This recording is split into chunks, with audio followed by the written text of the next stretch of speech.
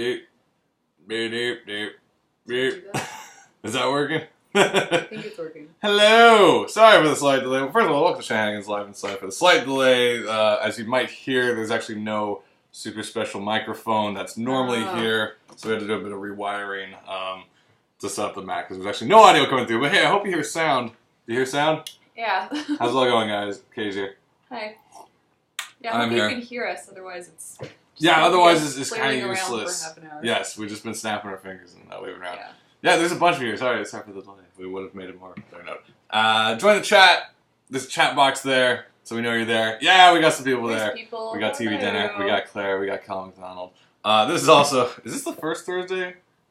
Yep. This is like the worst Thursday, too. First Thursday we've been doing the show, because we moved the show to Thursdays. But for anyone who doesn't know, that means you were watching yesterday and saw nothing. Or you got to see an old episode, maybe. And if you just joined us and just missed what I just said, microphone thing is not here, so we're using the built-in microphones. Yeah, so it probably sounds a little not roomy. As fancy. Maybe. Next week. We'll do better next week. How you doing? Yeah. I'm okay, a little overwhelmed. But... Overwhelmed by life. Yeah, just a bit worn out. I know, I just got back from vacation. But... Was it? I don't even feel like any of us had a vacation. Our vacation was just like this tense calm in the middle of the storm, basically. You know, our winter holiday was, we got hit by the wall and we're like, oh, but there's another wall coming. And we just sat there tense the whole time. Even while we were in the hot tubs or while we were drinking wine out in the snow-lit mountains, we were tense and did not enjoy any minute of it. I had a great time. I don't know what you're talking about. I had a miserably fun time. I had a really good Christmas. I just want a longer vacation. Yeah. Because now I have to get back to deadline reality and I'm just like, ugh. Yeah, but I'm sure these fine folks all appreciate, like, do the same thing. You guys are all busy too, right? Yeah. Unless you're, like, just purely relaxed and you like to hear the stress of others. But that's what this show's all about. We like to complain. We do. We love it. We also like to be kind of constructive, creatively constructive, so we can help you guys out too. If you're like, hey, what should I do when I get caught in this situation where I've got to put pen to paper? And we're like, you put that pen to that paper, and you go, thank you very much. That's what this show's about. You commit to it. We're here to teach, and I hope you're here to learn. And I hope the audio's good, because I did some messing with it. If it's a good levels, then we're all happy. What's up? Right now, just storyboard. Nothing you can show these fine people, of course? No. Sorry, next time. I can't. I'm sorry, guys. You can only see it when it's on TV. But hey, if any of you want to be a storyboard artist, come to Toronto, because apparently they need you guys. Yeah. Right? Isn't the industry, like, booming here? Toronto is in a good place for animation right now. Yeah, there is a lot of work coming through, which is great. It's really great. It's great, yeah. I'm having a good time. You're selling it. Excellent. Yeah. And I'm thinking I was planning on taking a little mini break in the summer, but it looks like I have more work lined up, so that's always a good thing. Yeah, I'm excited. But we are also working on comic stuff on the side. Of course. And I just did some script adjustments for a project. That's coming along.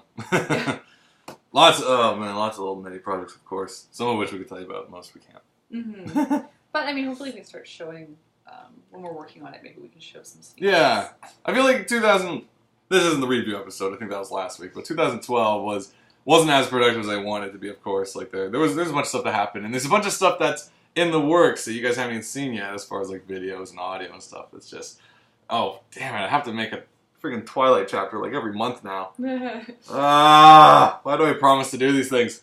Yes, if you had followed the Movember efforts, there was donations for SRT, Shaggy's Twilights, for you fine folk to listen to while you're doing something like drawing or just lounging around or traveling. Apparently many people seem to enjoy it, so, and I didn't even drink from the cup, I just picked it up out of habit. I don't know what I'm doing right now. But that's coming your way. There should be a new one every month. My voice is getting better for the last while. I've been sick since Christmas, honestly. Like, I've had a messed up, like, my favorite thing is my voice, and when you can't use it, you're nothing. You're like Ariel. Yeah, just like Ariel. I love my voice so much. And then when Eric comes along, I will get rid of it for 3 days and help us getting him. But that's not my story. That's Ariel's story. I'm sorry. I appropriated that to myself. But yeah, so there's stuff like that coming along. What else is coming along? There should be the those videos for the shout out videos, there's a bunch of them done. I've been waiting to like assemble a proper email because I only want to send out one more email to all the Silly Kingdom backers and be like, this is the last email ever. Done. Any new emails will come from Silly Kingdom 2 stuff. Because there's really not much else to say. Like, the books are sold out. Yeah, you know, that's no that. more books. There's no more books. There's PDFs. PDFs are forever. So definitely go for that. But the books are sold out, so there's not much else to update on that. These videos will, if you ever, like, if you feel like watching them, it's mainly just us reading the list. Yeah. Of more but thanking our fine... oh yeah, no, the intention behind the video is great.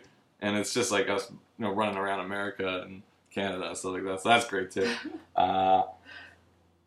Creepy says it's great for the gym, referring to SRT. Katie looks like a strict ballet instructor with her pulled back hair and scarf. And she's like, baby doll, you must do the spin. You must dance. And then baby doll goes into a dream world. Zack Snyder. Yes. Hey, who doesn't love Sucker Punch? That's what it's called.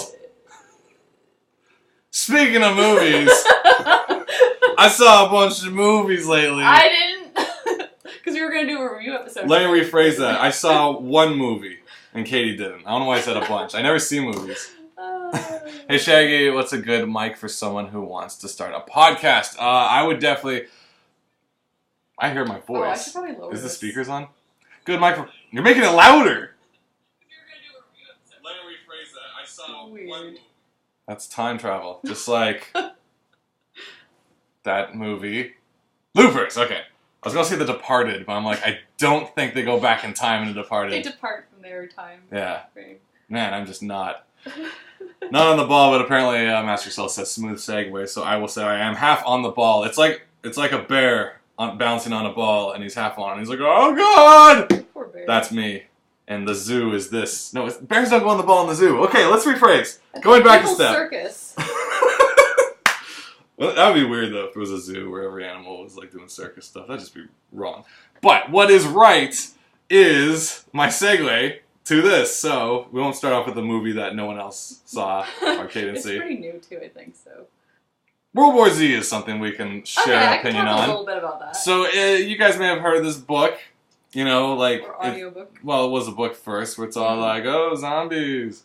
There's a little more than that. It's called World War Z, and I haven't read it, but I've been listening to the audiobook. Katie's listening to it, too. Yes. And basically, how World War Z works is pretty interesting, because it is zombie-esque story, zombie wars, but it's not, as you said, it's told closer to how the traditional Bram Stoker Dracula was told. Mm-hmm. It's more of a collection of, you know, audio interviews. Yeah, journal collections. Journal collections of a guy going around getting the human story behind this Dracula's World more War like, Z. Dear Diary, today. But this is a guy... I tried selling land to Count Dracula, and you're like, snoozles! Weird. But this book is quite compelling, semi-fully casted. Yeah, pretty fully casted. It's got Mark Hamill in there, which we all know and Yes. love as the Joker, as well as he played... He's not the Joker in World War Z. No. He's the Joker in a zombie apocalypse. I like it a lot. Yes. I really like it because it's, and we're not going to spoil anything, but No. it's, you can't really spoil it. It's zombie apocalypse. Yeah, there's Spoiler, really no surprises. That's what the It's book just- is about, and it's going around interviewing people from different countries and their experience of what went down when zombie attacks happen. So it's kind of, I don't know when the era is, but you deal with kind of with certain like political issues. It's like social political issues like South Africa when it strikes there, and then the racism that kind of gets in the way of who saves who. It's kind of like I would say as like frig me.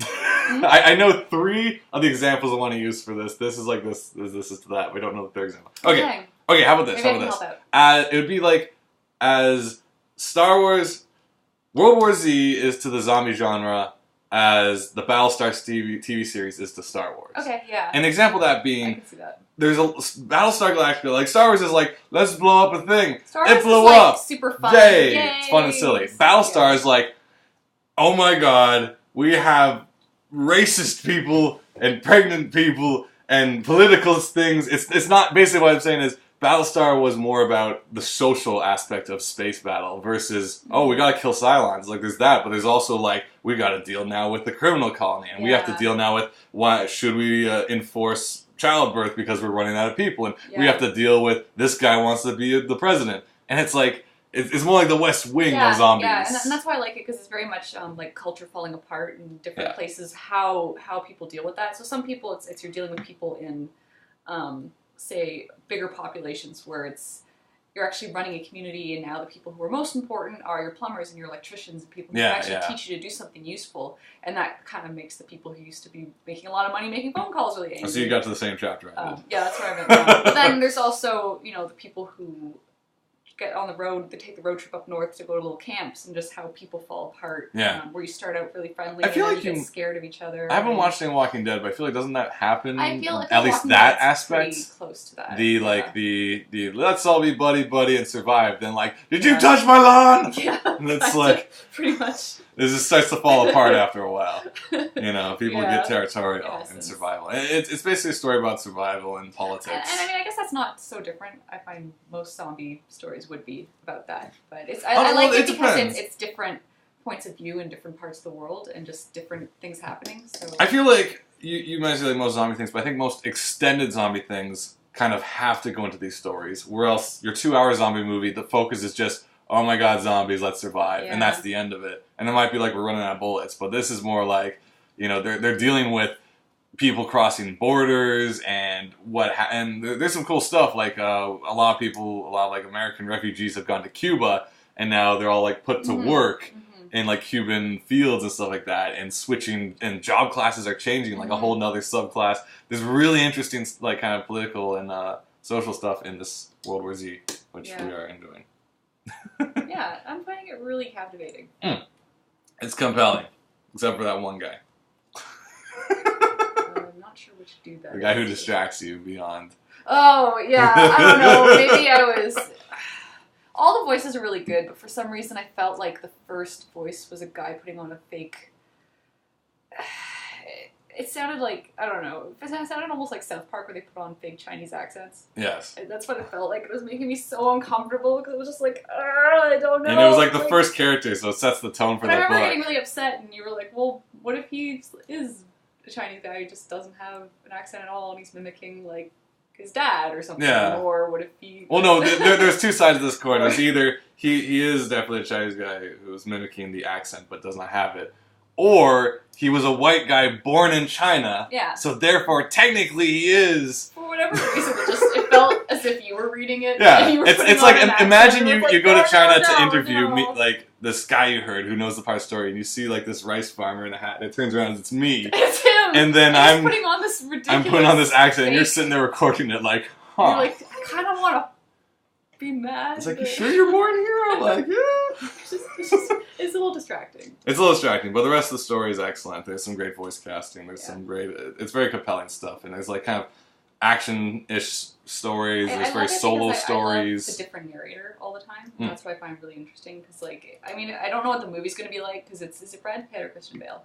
Brad Pitt. Okay, so it seems like it's going to be that movie's been having a lot of problems, though. Thing, I don't know, from the posters I see. But I think what's so successful about these books is like short stories. Yes. Different points of view of this thing happening, which I guess they couldn't really do in a movie. They might pick the most exciting... Unless they make it more like Rat Race, or it's a mad world, and it's like an ensemble cast, but it seems like I don't know if they're saying that Brad Pitt's going to be the journalist, or is he just a guy in it? Like a soldier. Because the position of World War Z is, I don't think it's not set at the end of it, because there's still kind of some zombie stuff going on, but it's pretty far along where people have kind of relaxed a bit, and so in the movie it doesn't look like, and it wouldn't make sense if the movie was a series of interviews. Then it'd just be like this. It might make a better documentary series or mockumentary that would be interesting. Series, or maybe not. Maybe. Because unless they show reenactments, it's just going to be like guys talking. District 9 with the aliens? Yes, District 9. Where it was very following the guy around in South Africa, very documentary. Ish. A very cinema verite experience. Yeah, where he was handheld shaky cam. Get sick if you're sitting in the third row type film. Yes. It doesn't look like they're doing that. like movies like the found footage type genre, like the Incredible Boys. What's it called? They have powers. What's it called? It's not Incredible Boys. What? It's not Super Guys. Wait, what is this? It's that movie. Max Landis wrote it. And they have powers, and they're like, yes, Chronicle. What were you saying? Incredible Boys. I thought they had a name for their team. Like if he's gonna call himself Magneto, might as well call his team something dumb too. Like movies like that, movies like District 9. Master Cell says X-Men. No, I wasn't talking about X-Men. Incredible Boys is not X-Men. I was talking about. We'll call them the Incredible I haven't actually Boys. watched Chronicle yet, but I heard the best part is because it's a found footage style thing, you'd think shaky cam, but because one of the guys is like the power of levitation, he has a nice steady camera. That's nice. And you're like, oh my god. I'm glad he's good and getting the right angles. And not making the audience nauseous. That's important. Yeah, I don't think World War Z is done like that. But I know World War Z has gone through a lot of problems. I don't know why. The trailer pissed off a lot of people because it did look more action, and like there's a scene with all the zombies like piling on top of each other. Pretty much like if you saw parts of... Oh god, I'm not good at this. Starship Troopers. When all the arachnid bug things are like just getting shot, but then they're making like a building out of dead themselves, Creepy. which is quite efficient, but not. Yeah. So zombies are doing that too, and we're like, are they? We're supposed to. And in the end, the book has yet to say if they are zombies. Like every people call it. I think that's what. I don't know. It seems. I like when a story knows what they are. Because it's as if you exist in a world that doesn't have pop culture at all. And I mean, that kind of makes sense. You wouldn't really want maybe like the Land of Dawn of the Dead movies to be like, oh, I know exactly what this is. Yeah. But that's why Shaun of the Dead is my favorite, because it looks at how absurd it is, and it's also comedy, but they know what it is. Yeah, he's and with this, it's like, they're like, we don't want to call it zombies, but what else do you call it? Yeah. Whereas in Walking Dead, it's like, what the hell is that? Walking towards me, and her head is hanging off. I should go help her. I'm like, no. All her limbs are falling off. She looks like need a helping hand. She's trying to bite me, but what is going on? Why are you nibbling on my forearm? Do you not know? It's like zombies. Yeah. But I like the line for Shaun of the Dead where it's like, don't say that. What? The Z word. Don't say that. It's just like they know of it because it's in their pop culture. But it's so absurd that you don't want to. But you don't want to actually say it's happening, because if zombies broke out now, would we want to be like zombies, or would we be like the infected, or the walkers? Like everyone comes up with this nicer name because zombies is such a comical term now. It's like the slow guys, unless they're fast guys, which is a really awkward acronym. So there you go. Fast zombies never made sense to me though, because it's like, you can say no. Fast zombies don't make sense to me because like, let's say like I believe I talked about this before. Let's say in life you were like a little unfit. After a couple blocks of jogging, you got a little winded. Oh. You become a zombie, and all of a sudden you're like, oh, I'm like, how does that work? Suddenly it's the super fast. Usually you're like, oh, my cat's got a bit of a stitch. But when you're a zombie, you're climbing trees and stuff. I'm like, that doesn't make sense. Like you can be. That doesn't make sense. You can be enraged and bite people, but you can't be decaying at the same time. Like if the arm is falling off because it's not strong enough to stay on, then why are the legs right? You're like, no. So there's two different species, I think. There's zombie, which is the slow, falling apart dudes who win by numbers, and that's the scary part, consumerism. And then there's the other kinds that are metaphor, segue. And then there's the other kinds that are, enraged infected, who are like just want to bite everyone because they're so pissed, but they themselves are not like falling apart. I feel, and if you shot off an arm, they'd be cool with it, but they're not gonna like. My point is, fast zombies are not zombies. Not because I'm a stickler, it's just it doesn't make sense. Sticklers are zombies. Don't know what that means. My friend, zombies are head crab zombies. Parasitisms for the win. Parasitisms for the win. There's head crab zombies, yes. But then and I'm not saying I don't enjoy fast zombies. Like I love Left 4 Dead. Left 4 Dead is a fantastic series. It's fun, it's silly, great multiplayer. But it's just like, I don't know. It doesn't. It's not that I'm not feeling it. It's just there's that line of the disbelief. Like, you could say, oh, coming back from the dead doesn't make sense. But I'm like, well, let's say they did. Why don't they fly too then? You know, if it's like the zombie came back from the dead and just went and flew around, it's the extra level of absurdity. I don't know why this makes me think of that Barnyard cartoon that came out with all like the talking animals. I never saw it, but it was like they were all dudes, but they were cows. No. And it was like, did not see so it. they had udders. And they were all men cows. Yeah, no, I remember it was Nickelodeon. Like, that made no sense at all. How could that happen? It's like, well, how can they even talk? Yeah, well, no, that's the extra layer of absurdity. It's like you have the talking cow, sure, and they're all dudes with udders. I don't know why I segued from. I don't know why. And it's been on my mind because it makes me angry. I will not see it. Was there any female talking cows in that movie? Or would they have like worn like a bras? Friggin' yeah, like bras. Bikinis. Or bikinis. Yeah, probably. Man, that was a weird choice. Doesn't matter. The point is, it's like it's just a kiss movie. Doesn't have to be quality. But the point is, it's only for our most impressionable minds. But I think you came for like to a good point there, where it's the idea of absurdity. Acceptable absurdity than extra absurdity, where it's like we can go with one point. Well, because like, all right, let's say Superman can fly, but if Superman then all of a sudden was like he rubbed his nose and he disappeared and reappeared on the other side of a wall, and that was his new ability, we'd be like, really? I might buy it. I might if it was some happy kid. He was okay. How about this instead? Just taking kids on. Superman can fly and he's strong, and let's say he was like just juggling trucks. Like, just grabbing the front of them and flipping them. We'd be like, wait a minute, if a truck was being held from the front like that, the whole back end would snap, you know?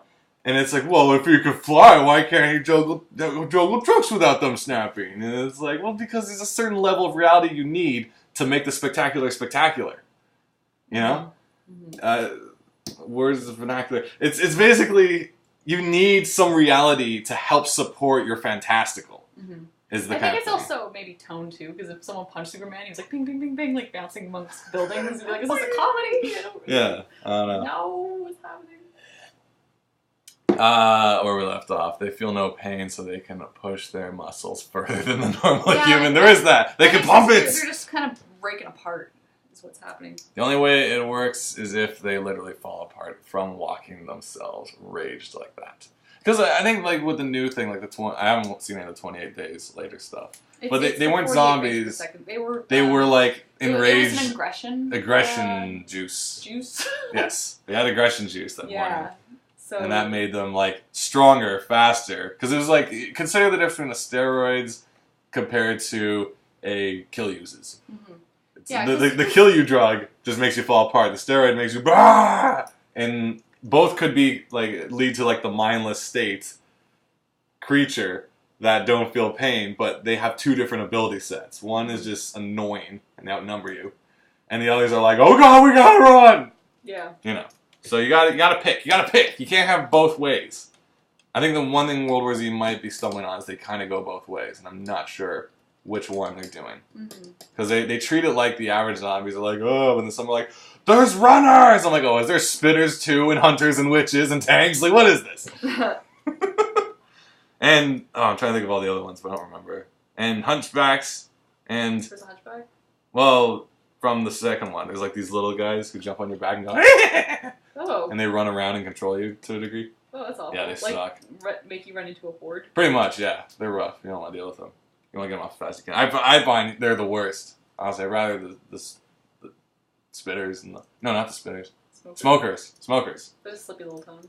Yeah, smoker's fine. What are we talking about again? It's Left 4 Dead? Yes, Left 4 Dead. I only know the reference from you guys. I've never actually... Oh, Left 4 Dead is great. It's man. I think I've watched it and gotten stressed out. Jockeys! That's what he says, thank you. Jockeys. Hunchbacks, what am I? Hunchbacks. Wrong. If you were to make a zombie story, what kind of zombies would you have? Slow zombies!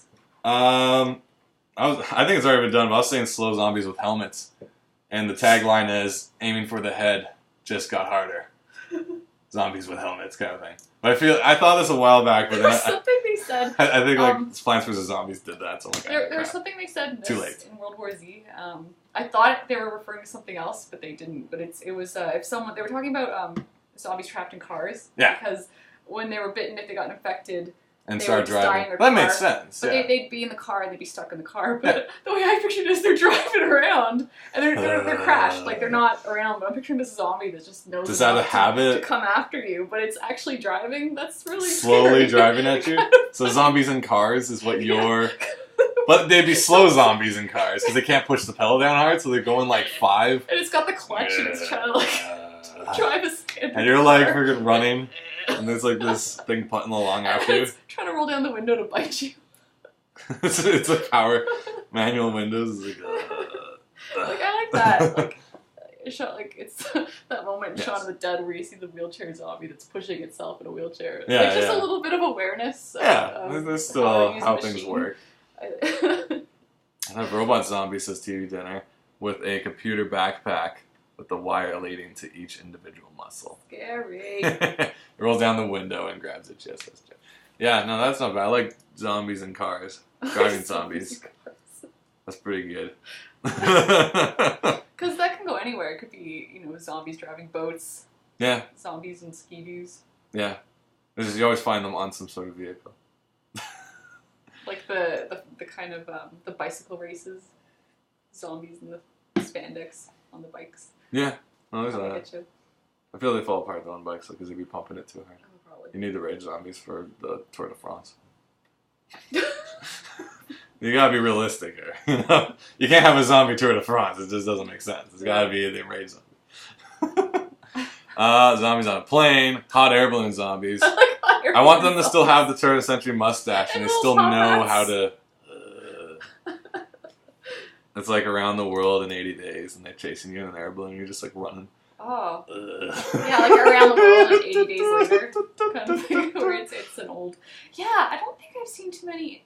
They must Steampunk exist. era zombie? Yeah, like there are movies that have old zombies. There must be. I don't think so, not movies. And Game of Thrones kind of has zombie-ish. Nah. No, you wouldn't. Nah. Because that's what got me into it in the first place. I'm Nah. like, zombies in medieval times? Of course! Nah. Okay, It's not that. well, It's that's what I thought. Snow Bros. That's what they are. Okay, Snow Bros. They're still kind of zombies. In a way. But, so, check out World War Z. If you get a chance, you can read it if you like books. But you can also get the book on tape, audio edition, and you can listen to it fully casted. There's some good chapters in there. And, considering the oncoming rage for the new movie, you may want to be one of those who were there who could say the book was better. Yeah, So- somebody knows. And then you can be like, You can be that guy. You can be us. The audiobook was far superior to the film. Nah. I don't think I've said that yet. The book was I've got a better. pretty open mind. No, in like any movie, like as far as like Harry Potter, most of the sceneries are similar. Is pretty much like any of the Hogwarts interiors in the first 2 or 3 it pretty movies. much works. Is pretty much what I saw anyway.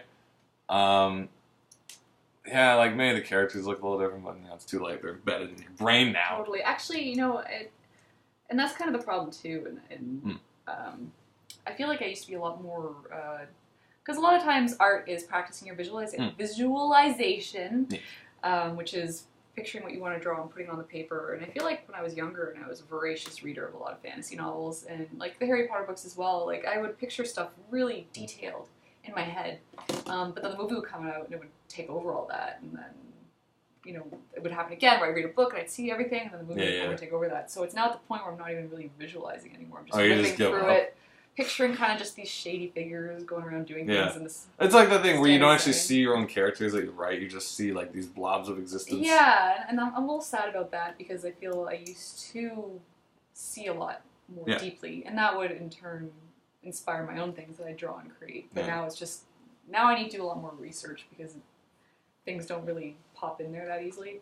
Well, even like when I write a script for a comic, I rarely actually picture everything exactly. Like I tend to just have those blobs floating around and just it's pretty much up to you to design them. Like you go for it because in my mind I don't really see all the details just yet. Like it's kind of like I'm looking at a world through really smoky glass. And that's happening. It's like you're in like the bathroom when the shower was just done and everything's all fogged up. And the whole like Game of Thrones takes place in the shower. Bathroom kind of thing for you. It's like what? What's happening through there? This epic shower. There's a lot going on in this bathroom kind of thing. It's that kind of deal.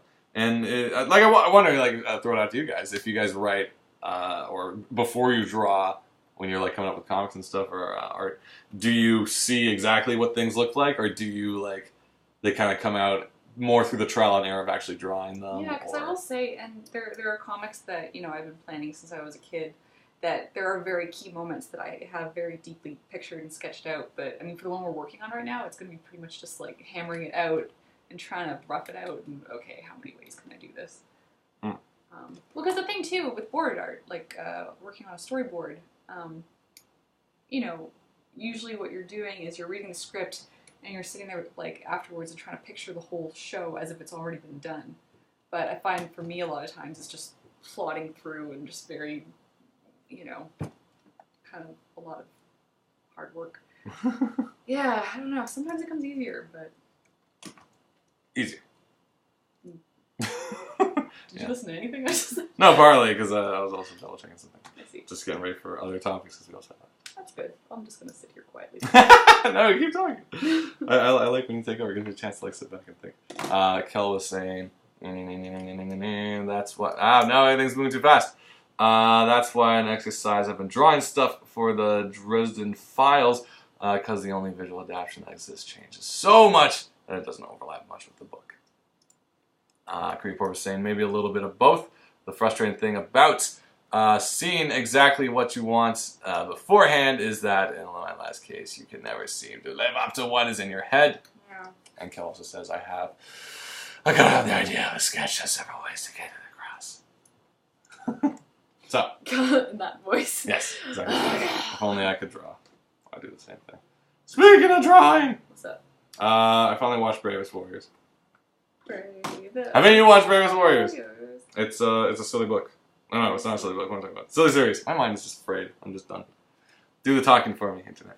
Bravest Warriors. So, created by Pam Ward, but I don't think he runs it exactly, but it's in his design and his style. Bravest Warriors is a series that is on the internet exclusively from Frederator, I guess, but played on Cartoon Hangover on YouTube. And it is... Now, at first, you know, I was a little skeptic, because you know me, I don't like to jump into everything and love it right away. And, like, at the beginning, like, you know, my example is, it kind of felt almost like it was trying to be a little too cool for school. You know, it's like, you know, the title sequence was just text and someone going, Bravest Warriors! And I'm like, it's like the thing where it's like, haha, take that intro sequence, we're going to be a little too cool for that, and just record a guy yelling. And there was a transition with the ukulele and stuff like that. But then I got on, like, way into it, and I was loving it by episode 3, because episode 3 had the butter lettuce scene, which destroyed me. It's pretty absurd. It's good stuff. This Bravest Warriors. If you haven't checked it out yet, definitely check it out. It's interesting because since it's online exclusively, I'm burning myself with Christmas lights.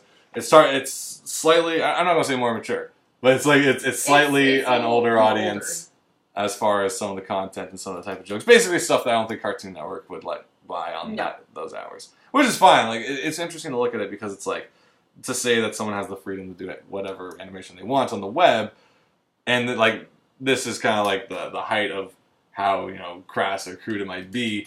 It shows that that's just their style. Like they're not like, not everyone's gonna go max out, like over the top South Park or something because they have the freedom to do so. It's just not their style. Yeah, I feel like if we had full reign to do whatever we wanted, it still would be pretty PG rated. Yeah, it wouldn't suddenly just be an X rated comic. It's definitely, and you know, like if you guys watch it, you probably know what we're kind of talking about. It's silly, and as TV Dinner is saying, it is written by Dr. Tran guy. Oh, no kidding. So we used to see quite a bit of Dr. Tran. Yeah, as a little kid, just oh no. Yeah, every Anime North, they'd like play a clip of Dr. Tran during the anime. Oh god, it's called something. It's like Anime Hell or Anime something or other. It's not Anime Hell, or maybe it is. I think it is. Maybe it is. Yeah, okay, fine. It had that weird Godzilla stuff. Yes, they play some of the best clips of things. Ever. For you who are not in the know, Bravest Warriors is about 4 characters who go around and, I guess, solve things. Are they like space solvers? Yeah, space solver things. There's no overall plot expressively directly. There's continuous themes and ideas. They're a bunch of 5-minute shorts. Yeah, that's the cool part actually. Like 5 to 7 minute really shorts at the same caliber of like Adventure Time. So it's like it still looks great, but it's like short format. You know, they can get out on a joke if they need to and just end the episode and it's all good. So definitely check that out. It's over at YouTube. You have no excuse not to because it's absolutely free. There's also a bunch of behind-the-scenes stuff you can check out too. Definitely want to do that. Yes. Thoughts? I like it. You guys. Thoughts? Sorry, there's not much else to say about it. The comic is also available. You can pick that up. And I believe it's written by another Torontonian, as the Adventure Time comics are written by Ryan North of Dinosaur Comics. The Bravest Words, I think, are written by the folk behind Softer Worlds, I think. Cool. I think. And supposedly, I don't think this is a surprise, or someone is supposedly working on a Gravity Falls comic. Who's that? I don't think it was a secret. They said, like, I was at I was at an event and they mentioned it. But like, I don't. Unless they made you all sign. No, maybe it was just a tentative thing. Maybe it was just discussion. I don't want to say anything just yet. It was supposedly, Kate Bean. Oh yeah. Was supposedly. Maybe I'm wrong. I might be completely wrong. That'd be cute. I don't know. But supposedly she was working on Gravity Falls comic, writing or drawing. I'm not sure which, but cute. Maybe writing.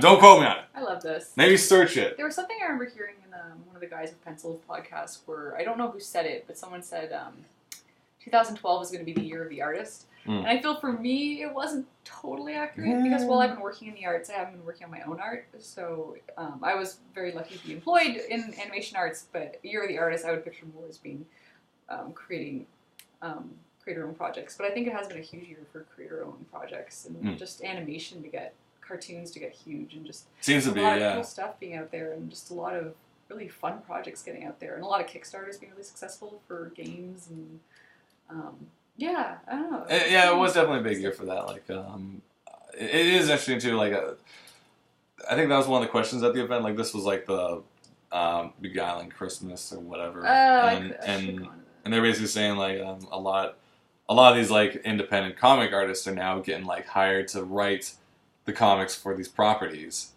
but they also can still continue doing their own comic too, which is cool. So it's like they've now been hired, but they also it's not like terribly interfering with their own stuff too. That's good. So it's cool to see that kind of like you don't have to just do the comic and some other job. You could do the comic and a comic job kind of thing, which is kind of I guess the dream we all strive for. So does anyone need a writer?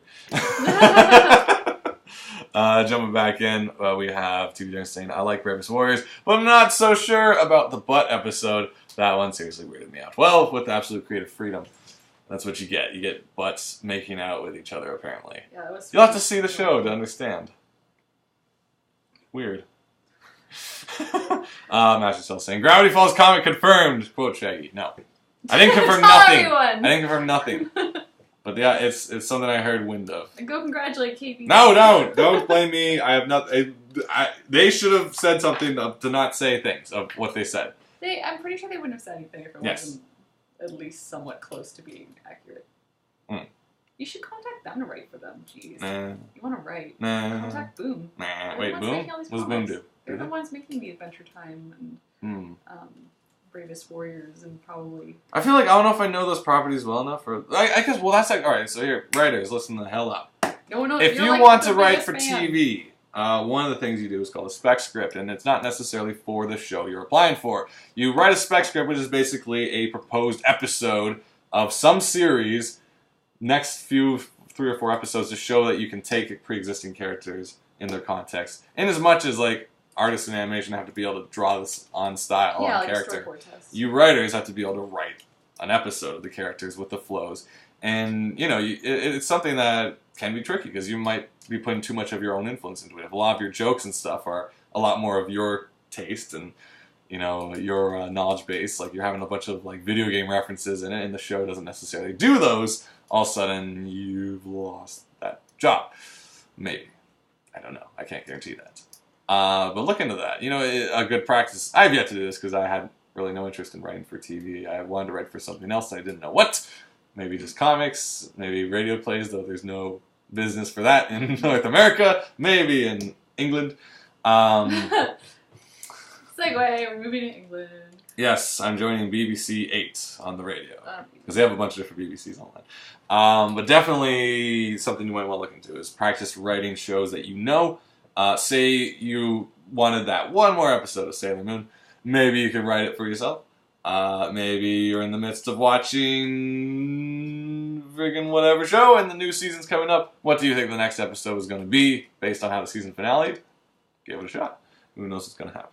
A good program for script writing is Celtics, and it's free, says Jim. I have to write that down then. The problem is I use Google Docs for a lot of things just because that way I can share and work on the script wherever I go. Which means I'm doing all these custom formattings, which is a lot of indents and stuff. But a lot of script writing software, of course, has all of the pre-built stuff for like interior, exterior, continue, next page, he says, and all the formatting. And your character names are all automatic and stuff like that. Yeah. Definitely gotta do that. But I don't know, unless it's like cloud-based, it's kind of useless to me because I like being able to access. And you could say, oh, you can upload the file to the cloud, but then that means every computer you're on has to have that software. No. Unless Celtics, Celtics, CELTIX, whatever that is. Unless that does that, I don't know. I'm going to write that note down. CELTIX. Mink. X. Thank you. Huh. So the movie I saw that we're going to talk about, because he hasn't seen yet, was Django Unchained. Spoiler! What? That's the title. And that's as far as we're going. Because Katie hasn't seen it yet, and a bunch of you guys might not have seen it yet either. So, yeah, about that. So this has been the movie reviews. This is the movie reviews. Of the show. Hopefully, I don't know, are we going to see Hobbit this weekend? I hope so. Maybe. I'm really sad, because with all the other movies, we saw them the opening night. Oh, did we? Yeah, we saw every single Lord of the Rings December 17th. I kept this to myself because I was proud. Nah, I don't think we did. Yep, we did. No, we didn't. Totes. You sure? Totes. Okay. Yep. Say so. You're busy. But The Hobbit, I don't know if you guys saw it yet, but we've said our... movies, right? We were in high school. Was it? Oh, yeah, that's true. Gosh, that was a while back. Man. Yeah, no kidding. We'll watch that. Hopefully this weekend, and we'll give you guys our opinions. I hope we see it at 24 frames, because as much as I'd enjoy new technologies, yeah, I don't want to watch it. I don't think I can handle motion sickness during a Peter Jackson film. Myself. Basically, yeah, I don't want to think about the technology. I don't want to be like, oh, that looks fake. That looks worse. That looks better. I just want to be like... Speaking of Hobbit news, did you know that they opened up the Green Dragon as an actual working pub in New Zealand? Hobbit Sound? As you may know, New Zealand has enjoyed the favoritism towards the Tolkien book movies. And as such, they're marketing the hell out of it. Yeah, and now you can go to Hobbiton and stop by the Green Dragon, crouch through the door, and get yourself a nice pint of Gamgee Brandy Buck Ale, or whatever the hell they have there. It's probably just going to be gross beer, isn't it? Oh, maybe, yeah. I'm like, I'm going to have butterbeer. Wait. It's like a pint of Keith's, and you're like, for frig's sake. I just like the idea of being able to go all the way out there and actually having a restaurant that serves something nice. And people better be dressed up. Yeah. They have year-round cast that just works there. Yeah. Apparently Claire hasn't seen Wreck-It Ralph yet. Wait, it's not out yet? You have all right to download it at that point. But you should see it on a big screen, though. That's the thing. It always bothers me that, like, certain countries, like, especially Australia, like, they get stuff late. Like, the games come out, like, weeks or months later. Yeah. Movies. And it's like, dude, you have a thing called internet. But I think it has something more to do with, like, local... Like a lot of the reasons why in Canada we can't watch a lot of like American stuff on the web isn't actually because of America. It's about Canadian Canadian legislation and stuff. Because we can watch Robot Chicken UK here in Canada on the internet. We can't access Robot Chicken US or Adult Swim for whatever reason. So if I want to watch more Adult Swim, I just go to the British site as opposed to watching the American site, which is right beside us. TV Dinner saying, Shaggy, have you seen the Oscar nominees yet? No. Yep. So let's go over them. Let's see if I can find some. Or do you have them? Actually, you look them up. I'll read some more of this chat. All right, time for movie Oscar nominees. Who deserves the win? Heard here from our unbiased. Butterbeer is in Florida in Harry Potter Park. The Harry Potter Park pub has Butterbeer. We'll go there someday. I've already had some. The ratings board? Ratings board is a security purpose of regards to Australia, maybe. They have a weird system. Hasn't come. No, hasn't come to the UK. It's hard to avoid spoilers online. And no, it's out till February. It's not till February. Okay, so. All right, Oscar nominees, hit me. What we got? All right. I guess these are the main ones. This is Deserve to Win. Best foreign feature. I actually don't know. Best foreign feature? Skip it. Are we just gonna go straight to cartoons? Yes. Okay. Oh, actually, yes. Was there any Pixar? Yeah, there's Brave. Best animated feature. All right. Number 1. Well, there's no number. Frankenweenie. Yeah. Number 2. I assume this is... Actually, should we leave our points too? All right, Frankenweenie. Animation, great. It had the same problem with a lot of films that try to take a 2-minute or like a 10-minute short and extend it 2 hours. It adds a lot of extra plot elements that seemed a little forced and unnecessary. But all the characters were really good, especially the freaky girl with the cat. It basically, honestly, Frankenweenie felt more like a Burton-designed film than anything has in a long while. Especially if you've seen the Burton exhibit, it's a huge throwback to his old art. Yeah, it was a fun exhibit. Yeah, it was a great exhibit, and Frankenweenie is basically pulled out of his old work. Yeah. Compared to like some of the other stuff, which actually a lot of he's not designing. The weird thing is, like, I don't even know if he designed hiring this. people to design but his style. Basically, Burton, was an animator at the beginning, but now other studios Imagine. The guys who designed the Wonderland, Imaginism, did the designs for Wonderland. Yeah. And thus it's a mix of their intentions and some of the Burton inspiration stuff. But whoever did the design for Frankenweenie, it felt a lot like totally Burton's work. Burton. Classic work. Drawings. Yeah. And the movie's kind of weird because it creates antagonists really late and deals with them really quickly, and it's kind of like, okay. But beyond that, the animation was excellent. The characters were great. Sad little story, and the little Igor kid was adorable. It was the voice was just for some reason I thought it was Toph did it or something because it sounded a lot like Toph from Avatar. Yeah. And I don't know if it was a boy's or a girl's voice, but it was just a very young kind of character voice. Cute. But check it out if you haven't. Continue. The Pirates, Band of Misfits. Didn't see it, but the trailers were alright. That's the VeggieTales one, or no? It's Aardman. Aardman Studios. So we got 2 stop motion so far. Nice. Is this dominated by stop motion? Interesting. I detect a renaissance. The next one's gonna be Paranorman. It is. Paranorman. Fully recommend checking it out. You may have emotions during it. We cried. It's not. The trailers were very misleading. It is a deeper movie than the trailers give credit for.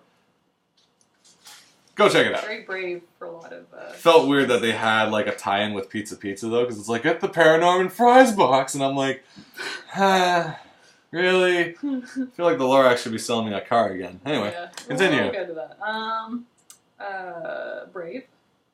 Brave. Okay. Mm-hmm. So the animation category is often called the Pixar Award, and one cannot be mistaken for that because they've dominated most previous years. I don't know if Cars ever won anything, but whatever, neither here nor there. Brave. So Brave. Brave is not once again, your favorite Pixar. Not my favorite. It's not my least favorite. It's enjoyable. Once again, and oddly enough, unlike Frankenweenie, I don't know if it was based on a short or something that pre-existed, but it felt like a smaller, not smaller in importance, but a more tight-knit story stretched out for the duration. You would have liked it as a... It felt like it was padded quite a bit with a bunch of I enjoyed the chase scenes and stuff, but it's it felt like they were really... there was something neat to it. I liked that they revisited a lot of locations multiple times. It felt more like a stage show in that way, where it was there's 5 settings that they revisit a bunch, which is kind of cool. There's witch's house, middle circle, castle, woods, that. And they keep going back and forth between them, which is nice because let's be honest, a lot of the Pixar movies are all about going from A to B and never coming back. Mm-hmm. And it was interesting for that. But at the same time, the story just felt like they kind of really stretched it. And there's weird resolutions where there's an inspirational speech that wasn't actually very inspirational, but everyone goes for it anyway. And I'm sure. It was cute, it was sad. You still get caught near the end. You're oh god. I just cry all the time. Yeah. It's there on the nominee list. Yeah. I think it was beautifully done. It was well done, yeah, but Continue. And then your other favorite movie from this year. Not the Lorax. No. Oh. I wasn't being sarcastic. Okay. Oh, you weren't? No. I had a favorite movie? Yeah, something we This haven't year? discussed yet. So there's one more. Animated? There's one more animated movie that's nominated. And was it made in North America? Yes. And it's not Ice Age. No. I don't know. I can't remember. Wreck-It Ralph. Oh my God! What is wrong with me? Wreck-It Ralph. Okay. Yes. So, Wreck-It Ralph. You may not have seen it, and some of you have just told us. We're going to do a giant review of it, but I don't think we did yet. Yeah. But needless to say, we came back chuffed. Basically, if you Very saw the much trailers, it might be like kind of like Paranormal. It might be a bit misleading. Like, oh, it's just video game references and nostalgia. That's just the first 20 minutes. Then it has its own things to do, and the things are good. So, Wreck-It Ralph, Yeah, we thank you had a very really much. good time. Yeah. Oh, I was smiles from ears to ears. So it was If I were to call a winner though, I'm tempted to either say, oh God, this is actually really tricky. Like like Pixar might get it just because they're Pixar. But Pixar got it already for. Like I don't know, like it's kind of like if I'm not saying like people are like very snobbish and like don't go out to see animated stuff and they're like, oh whatever, Pixar. Who Like votes for the everyone, Oscars? it's the whole industry. Yeah. But that means everyone who doesn't care about certain categories also, and if you consider the movies that keep winning, like I didn't see King's Speech, so I'm not gonna say either way, but there is kind of a Oscar bait kind of movie where it's like, oh, it's about World War II, it's gotta win, and it inevitably does, or it's about classic old film, oh, it's gotta win. Like I haven't really seen any of the Oscar-nominated feature films, but I know Les Miserables, you're on Anne Hathaway's face for like 10 minutes while she's like, bah! So she's gotta win it. And I like it, but it's very much like, Oscar! Yeah. So, yeah. There is Oscar bait, and that's what I'm do worried those about. even, like, are Oscars like, I feel most filmmakers kind of look at the Audience Choice Awards as like, there's studios that basically or no, craft... it's like the ones that people really go by as what, like Sundance, where you're like, Yeah, yes. or maybe Toronto now. There's studios that craft annual Oscar films. They're designed for the sole purpose of winning. And I'm not saying that to be jaded. Like you're it's at a true. party and it's like everybody gets a prize and it's just who gets the bigger prize. Well, it's not even just that. It's the one movie gets like... My major problem with the Oscars is no one knows how... Like, I was just talking about this earlier today. No one really knows how the rest of the categories apply. It's just like, whichever movie you think is the favorite should get everything kind of thing. And so when people are like judging best editing, it's like, what do you even know is best editing? Like, if you... Like, here's the key thing. Really if you notice editing, chances are there's something wrong with it. Because editing is something that guides a story. Editing should be really seamless. Like, there's two different degrees. You can do, like, very flashy, interesting editing that stands out. Like, say, the Hulk film, the original one. That was interesting. It was interesting. It didn't get the nod. It was quite unique. It was quite unique though. But check it out if you haven't seen it. The original Hulk film had some wacky, weird ideas. But as far as editing being like, did the story flow right? It's like I had this point, and I might be wrong. I'm always am.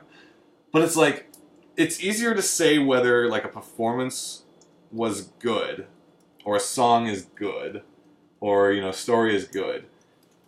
And it's easier to say if subtler things like editing is bad, and something is bad. It's because certain things like special effects can stand out, but editing tends to be more of a subtle thing that is just the flow of the movie. Like you can notice if editing is jarring because a character who was over there is over here now, and the pacing is all wrong.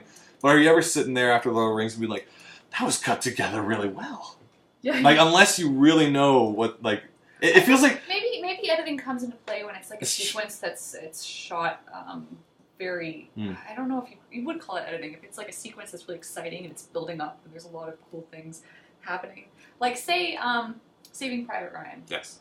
Right? The whole beginning is kind of that, in film class we would always talk about how it's the rising, falling action of things happening. I mean, would you consider that? I would say that's the writing though. But it's because visual you're basically tagging along the story to that aspect. Editing is more about the choice of camera angle and switching back. Like I almost feel like editing is one of those things where it's unless you were there to be like, oh my god, this footage is awful. Wait, the editor has salvaged it, which they often do. Then you could be like, you get best editing because you fixed that shit, But you will never say that because no one's going to see the behind the scenes. How late did you stay up? How many days? Yeah, unless they're told that. Best all-nighter.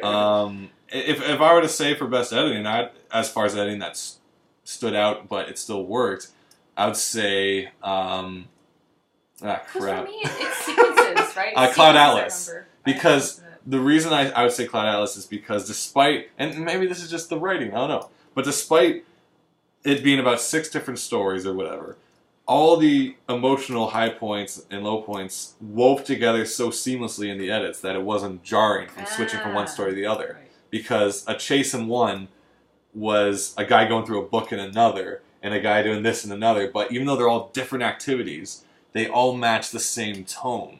That's interesting. And for that, I'd be like, yeah. Okay, so quickly back to animation. Your nominees, your votes. Let's get your scratch cards going. Yeah. Okay. Who won, guys? Who should win and who will Actually, win? people are saying. So the shoulds, like for me, I'd fanboy and be like, Wreck-It Ralph, because I'm like, oh. Between Wreck-It Ralph and Paranorman I love for me. Wreck-It Ralph. I want Paranorman to win. Yeah. I get the feeling. I think, and I know a lot of people actually. And again, I'm not going to spoil it if people haven't seen it. And I know the reasons I like it are the same reasons some people don't like it. Yes. And it's because of those reasons that I want it to get the recognition it has, because I do feel like I like that it's a kids movie in the vein of kids movies from the 80s, where yes. it's like it's an actual movie about feels very movie the way about kids children. are. It's not an adult making something about not a movie nice for children, a movie about it's children. Because it's very is the difference. Yeah, and it feels very real in that respect, and deals with a lot of heavy subject matter. Yeah. And also it looks beautiful, and it's really nicely put together, and yeah, I just think it's a good like original story. So if I was to say what I'd like to win, I'd say either Wreck-It Ralph or Paranorman. I like what Wreck-It I think. Ralph. I wonder though sometimes with Wreck-It Ralph if you're not a gamer, if you might not love it as maybe. much. Because I know we love I might it be a little biased. you're a big gamer, and I grew up in a gaming. Yeah. Like watching you play video games all the time, essentially. So.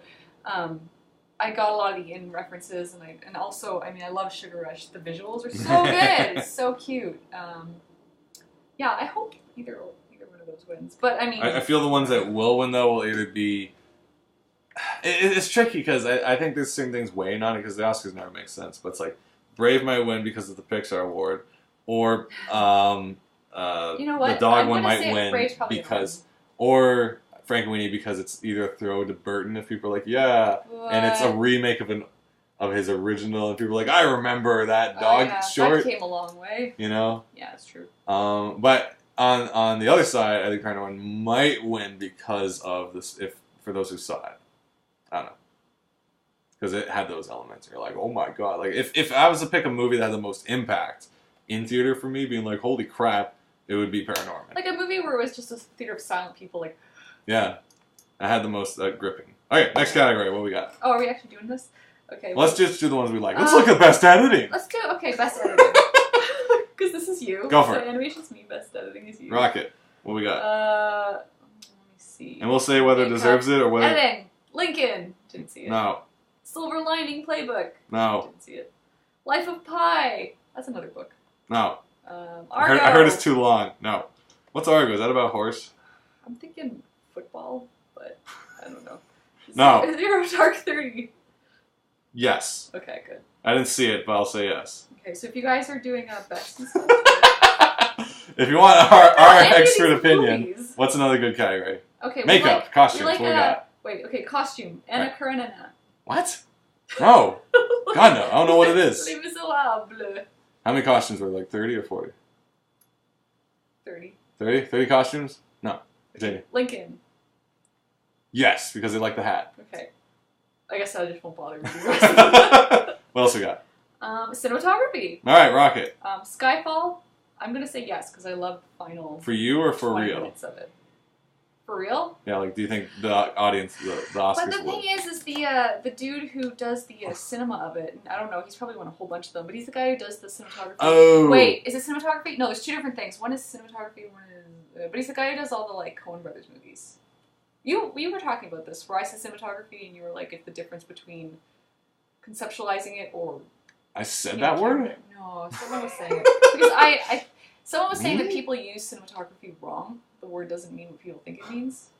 But I mean, I think it's just setting up the way a scene looks conceptually to be shot. So I like the final fight in Skyfall. Yeah. Actually, just blast through them because I don't think I've seen any of them. Anna Karenina, Django Unchained. Ooh. How Maybe was Django, because cinematography? people really like Tarantino. Okay. I'll say Django. Life of Pi and Lincoln, we haven't seen. Life of Pi, though, was beautiful, but people might hit it on being a green screen. Like, that wasn't real Jamie Jarre. That lake was fake. Okay. Just quickly, we got some notes. Argo is about sneaking Americans out of the country. Oh. So much for us knowing our own history. Because it was a Disguising Canadian... them as a Canadian film. Yeah, crew. Canadian. Animated shorts. We'll get to that in a second. We'll get to that in a Hobbit says Joanna had horse makeup in the ending credits. Wonder what category that will fall under. Actually, Hobbit is best visual effects. Yeah, like there's a whole sub Oscars for all the stuff that no one cares about on TV, like best boy. So you can bet best horse makeup is in there somewhere at a Denny's. This is all the stuff beforehand.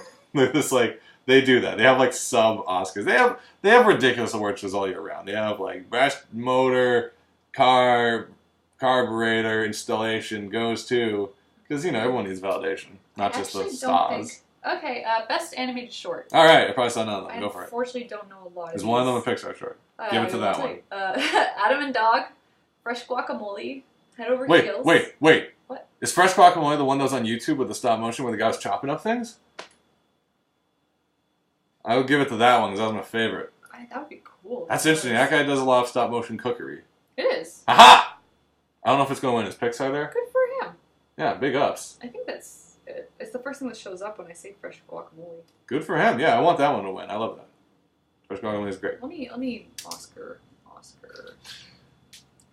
No, I'm pretty sure it's that. What else? What else would it be? Well, I'm picturing some sad. Keep going.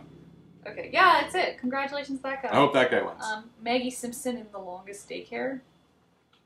And Paperman. Interesting. Which Paperman. Also made me cry. As opposed to Moon. They didn't give it to Moon. Oh, Moon didn't. Maybe Moon was out of the Pixar Moon time. Paperman. Interesting. A bunch of animators might go for Paperman because it was the amazing fusion of 2D and 3D, apparently. You liked it for No, I liked it. I just was pissed off with that campaign behind it.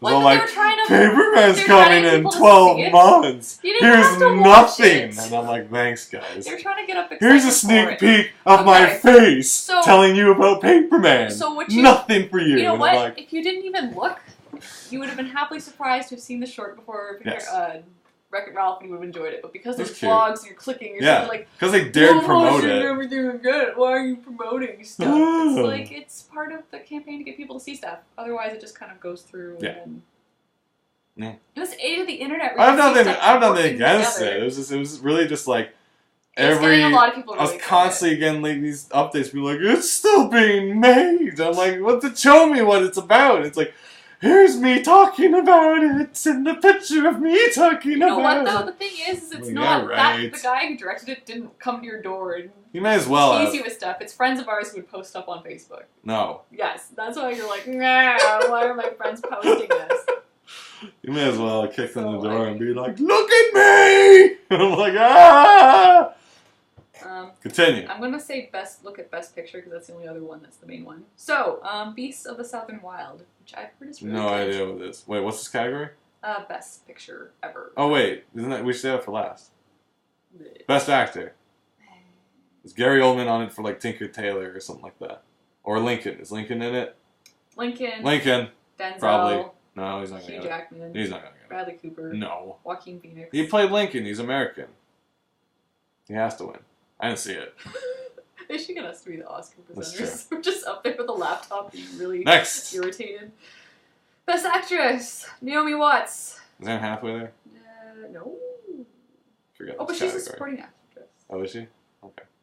Yes. Alright, who else is acting these days? Everybody's acting. Lots of folks. Lots of folks be acting. Good. Wait, isn't the guy from Django, the German guy, isn't he nominated? Yeah. Christopher Waltz. Is that his name? Did he get he won for Inglourious Basterds, didn't he? Think he get it again? Like, you didn't see it, but he was great. He's good. I actually really... Alright, so if Christopher Waltz is his name, right? Walsh? German... Walsh? Or is it Waltz? He was the German guy in both those Tarantino films. I would like nothing more but a film of him sitting down with Stanley Tucci and them just talking really slowly at each other. Really? because they have good, slow German conversation. These guys. He was the scientist in Captain America. He was in Easy A as the dad. He's like the bad guy in Jack the Giant Killer. But they both have good, like, slow. Well, I came from Germany and we had the little vodka and this is or whatever. And it's like you just want to hear him talk more. And he's like, well, you're Captain America now. Look at these muscles. And I'm like, oh, he's so nice. So I just want him talking with this other guy, and they could both sit down being like, and they could be reading themselves stories like, here's Puss in Boots. It's a story about a kitty wearing boots. And I'm like, hey, tell me more, Tucci. And the other guy like, the best part's coming. I'm like, oh man, this is my favorite movie of all time. You're adorable. I would love that movie. Let's go on a road show together and read books. That'd be great. I like road show movies. Anyway, since that doesn't exist, best picture, what we got? Beast of the Southern Wild. Bleh. Silver Lining Playbook. Bleh. Zero Dark 30. Maybe. I don't even know what that is. That's the one where it's like, we killed Osama. But it's done by Hurt Locker person. Okay. And it's all like raw and real. Okay. Lincoln. Oh, this is interesting. Les Miserables. No. Life of Pi. No. Amour. Don't know what that is. I think it's between Zero Dark... Alright, we got two patriotisms battling each other out. Wait. What? Django Unchained. Screw it, Django's gonna win. Alright, you heard it here. Django's gonna win. It's gonna be like the... yeah. I don't know. Alright, we got two patriotic films battling for the top. It's either like, oh, Lincoln was our president. It was like, TV Dinner says the Razzie Award nominees are out as well, and Adam Sandler features prominently. Well, he's good at sweeping something, I guess. But yeah, it's like, you got Lincoln, who's everyone's favorite president. This is the hat. And it's like a raw documentary. But on the other hand, you have, America's Finest Hour. We got Osama. And it's filmed raw. Though some people are like, oh, it supports torture. But other people are like, but it also doesn't because they show it not working. Then there's Django. Which is pretty crazy. That's tricky. I don't think Pie's gonna win though, because I feel like too many people were like, boring. I don't know. So that's your nominees and your winners. A whole bunch of them. Tell us what you guys think. If you think any of them deserve to win, maybe some other movies were mentioned. Maybe you're like, I really liked... What else came out this year? A whole bunch of it. Damn it. I really like that other movie. I guess Hobbit's up for makeup. That's nice. We'll find out. We'll see it later. Hobbits. They might win. But like in the end, it's like people who complain like, oh, none of these deserve the win. And it's like, well, in as much as they don't, why does yours? Like, in the end, none of these movies deserve the win. They're all awful. The worst movies ever. Shame on you for making a movie. Shame. You're doing something useful like planting For carrots. shame, movie theaters. For shame. Jim saying Hotel Transylvania. Oh yeah, that wasn't there. There's a ton of cartoons. Fox like Dread. And Fish Estrell is hoping for Django. But thinks Zero Dark 30 might take it. Yeah, I think it's between Zero Dark and Lincoln. It's going to be tricky. But I'm not going to watch it, so it doesn't matter. I'm steadfast in my hatred of this crap. Nah, Oscars are great. We just devote like 20 minutes of our own show to it. It's a great topic, starter, you know what I'm saying? I don't know. As I said today in my conversation, there's some shining beacons of hope, like when Affleck and Damon won for Good Will Hunting. Like, that was so kind cute. of a big moment. You're like, oh, the Oscars worked for once. Yeah, they were so young and enthusiastic. And they cared. Yeah. And when Beauty and the Beast won Best film, that was like an animated movie that was nominated for a feature and we're film. like, dude. And they were like, whoa, we need to make our own category because we can't have no cartoons. Yeah, we can't have no cartoons winning with a motion film. Yeah. Surprised Prometheus isn't on the list. It is. Wow. For visual effects. Have you seen it? No. Okay, that was a very catty way. I'm sorry. Speaking of which, we may have mentioned that last over the holiday we watched Aliens for New Year's. Yay! And then Aliens 3 was on right after, but I've never actually seen it, and we didn't watch because I don't want an unhappy ending. I mean, I want it to just be like, Alien was great. Yeah, and it ended there. And they never made a sequel. But supposedly, if you know Jim Sterling, British columnist for that website, but also does videos for the Escapists from he started a new series called Movie Defense Force, where he essentially defends movies that get panned, and Aliens 3 is often referred to as worst Aliens, but he tries to say, no, it's actually the best, because it represents the themes and stories and has more developed characters than any of the other ones. So it's piqued my interest slightly. So you watched it? No. But my point is, I should see it at some point. We should sit down and watch Aliens 3 and be rightfully depressed. But I got some hot butter rum. Oh, it's yeah. a recipe I really want to try. Didn't know we had that. Least likable characters and category. Prometheus might take that. Least likable characters. That would be in like the MTV awards, right? Yeah. They were very unlikable characters, I have to say. It's like worst ensemble cast. I tried to go in with I mean, I was looking forward to it, and I enjoyed it, but it's kind of hard to... I was doing a DeviantArt question and answer last Sunday, I think, which was a lot of fun, and a lot of people were asking questions, and I was trying my best to answer them as intelligently and helpfully as possible. And someone asked, what do you think is more important in a story? Is it story, or is it characters, or is it art? And I was getting kind of like, well, story and characters are the same thing, pretty much, you'd say, right? Because it's like, can you have a story without characters? Yeah, like it's tricky because even if your character is a force or a forest. This is tricky. Yeah, this is like you say. Because like my argument was, well, they should all be good. Like I don't think you can have a great story and awful characters. I feel like it's kind of like you can have characters that stand out, but all of them assemble to make the story as a whole. Yeah, because like with Prometheus, I don't really like the characters, but I enjoyed the movie, and I don't think that means I like the story so much as I was entertained by the movie.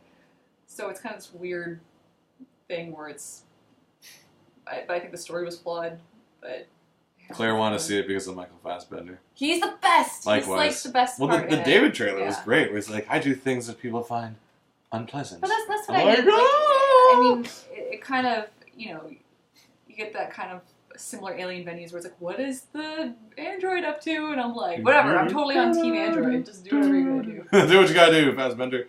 Yeah. Kel asks, can you make a strong story without strong character? Yeah, like that's what I'm curious. Well, it's kind of like... I mean, it's how do you let's define say, strong character? Like, what, I think you can have a powerful story about a weak character, and I'm trying to think... Alright, well, let's not say weak as in, like, their character is weak, but, like, the writing of them is weak. Like, let's say, if Lord of the Rings... So we're saying strength as in how well a character is written, not strong their but personality. how much you care about him. Because it can be a character that's just totally... You just feel so much empathy for him, and as... He's a weak character in that he isn't strong enough to stand up for things that maybe a heroic but character he can still be a strong character in what you've written. I don't know if people have seen... well, actually, I don't know. Like in The Wire, there's that character Bubbles, who's like this guy who's just he's trying to turn himself a little bit. He's like really addicted to drugs, super bad. He's really. But I'd still argue he's a well-written character. He's not a weak character. He's really well written, but there's a lot of weakness there that you wouldn't say he's a strong character because then he's like, I'm kicking the habit now, yay! He's a character you love. I think the question is more intense in like, can you have like just poorly written characters? Like, do you enjoy, the story of Walking Dead? Even though you like hate a lot of the characters, or does that affect the whole experience? Okay, that's fair. That's a good question. Yeah. Like my other thought was like, I'd say what I enjoy about Walking Dead is the spectacle of it. It's. So is that story, or is it like? Because I don't like the characters very much, but I am compelled to watch it because I am interested in the situation they're in. It's kind of like a reality TV show where you're just like, God, this is driving me crazy, but. Well, she's also saying really good characters can save weak plots. So I'd argue that in some TV shows where it's like, say, let's say like an episode of House, you're like, well, this sucks. But Hugh Laurie is just charming. And you're like, well, it wasn't bad. Yeah, well, I mean, like in Prometheus, like, I just really like Fassbender's character. So that's what made it interesting for me. But I wonder if the inverse is possible, though. Like, you can say, well, the plot was awful. Like let's say we got Jack the Giant Killer coming up. I saw the trailer. Funny enough, I saw the trailer for Jack the Giant Killer right after I saw that TED Talk about strong female characters and male characters as well And then the whole... this is a good talk, and we should... do we not talk about this yet? I don't know if we because I sent it to you after last week's show. We've posted it. It's a talk, some guy... Did we post it? I don't know who he is. But he talks basically about having female characters in, like, strong female characters in situations that aren't military. So they're not always, like, having a sword and shield stuff. And having male characters that aren't, like, dopey, fun, save the day, save the princess guys. Because it's also setting a bad standard for... you know, what boys are watching. His argument was like a lot of shows, I think, aimed at kids. And he hit the Bechdel test as well, whether there's two female characters, they talk to each other. And the best is right after this, I watched the trailer for Jack the Giant Hunter, and it seems to miss all the points of everything he said. Yeah. But in the trailer, you've got, you know, my man crush, what's his face? The guy who played Obi-Wan. Oh, Ian McGregor? Ian McGregor's in it, and he's simply delightful. Man. So my thought is, he could save this poor movie for me if I had to see it. However, on the inverse, I don't know if you can have just awful characters, but a great story. Because it seems like one serves the other more. I feel like it would be like having a bad actor. Yeah. And a good story. You just would be distracted. Yeah. I don't know. I mean, if you guys can think of examples of a really good story with a character that's just annoying. I think it's interesting because in Walking Dead, it says, Claire, all people who survive the zombies aren't going to be cool people. So we get to hang out with all the annoying people. That's a really good point, because it's like a lot of the people that would get away, or maybe the people that were we'll say guys like... people. But like that can be, I think, a strong character in terms of it's someone interesting to watch. Well, if he's like unredempting, if he's just like, I hate everyone, you stepping on my lawn! Yeah. It's like... I don't mean to use that accent for any particular reason. I just love the yelling. But it's kind of like... Who cares about their lawn? If you consider a reality show, the most ruthless make it to the end. Because that's it. It's survival of the fittest. I'm not here to make friends. Often equals the dickiest. So survival of the dickiest. And it's like you have people... Basically you have like, oh, hey, here's another shotgun shell, buddy. I can always spare one. Versus the guy who's like, give me all your shotgun shells! Yeah. That guy has more shotgun shells, so chances are he's going to survive. Unless it's like, well, you can't survive without friends. And... who needs bullets when you have friends and the zombies come to your friends? So maybe there's a point where then you wind up only having assholes versus zombies. That's a movie. Because consider like you have the nice guy. If he's like saving everybody. Like you have Jack from Lost who tries to save everybody. You know. Versus like everyone else who runs for the hills. The only thing that kills them is like the Deus Ex. The writing is what kills them. Being like, they were selfish so a rock fell on them. And that happens a lot in those. Yeah. This happens like all the time in any of these like survival mangas. Like we talked about Don't go that way. We talked about Cage of Eden a while back, where it's like, screw you guys, I'm on my own. And 3 feet away from the crowd, he gets eaten by something. And he's like, oh, I was selfish, and thus I got my comeuppance. Gulp. Stayed with the people. But in reality, often the dickiest tend to survive because then they have all the money, they have all the means. They don't have any nice friends. Mm-hmm. But consider all the stories of who comes to power. I would find that an interesting character. Just the point being you end up with dicks when the dicks are the ones who survive. Yeah. Because nice guys finish last to that degree in a way. Claire says new TV show right there. Assholes vs. Zombies. Where it's just like a group of the most dislikable characters who don't work together at all, yet somehow they're steadfast. I find that would be really entertaining though. I think the thing that drives me crazy about Walking Dead is there's just really dumb decisions that they make. And I'm like, ugh. Why? Wait, were you looking up something while I was reading? Octocast. Okay, I'm thinking the most of the characters in the Lord of the Rings are kind of boring by themselves. Well, that's why it's not like, a good point. It's kind of like the Legolas show. Because if it was like, I'm going to go find some writers, and then we just follow Legolas for 2 hours, it's like... There's a lot of really cute stuff that I'm seeing on Tumblr of Legolas where it's just him in the background and just always like... Yeah. Looking at things. But imagine all those characters on their own. Like, you're not going to have... Oh, did you see that thing someone posted? It was like the old, like, 1970s front cover of the Two Towers. It was like amazing. Legolas and Gimli, but it looks so ridiculous. Legolas was like hair metal. It looks like it's some kind of like hair metal, I don't know what. Well, I guess he's a little more delicate than that. It's the Two Towers. It was a treat. It's just the two of them. It's really cute. I liked it. It was nice. Gimli actually looked not too different, to be fair. But it's funny for like an epic saga of war and battle. It's like, yay! I like it. But I love just that whole elves is like fair folk.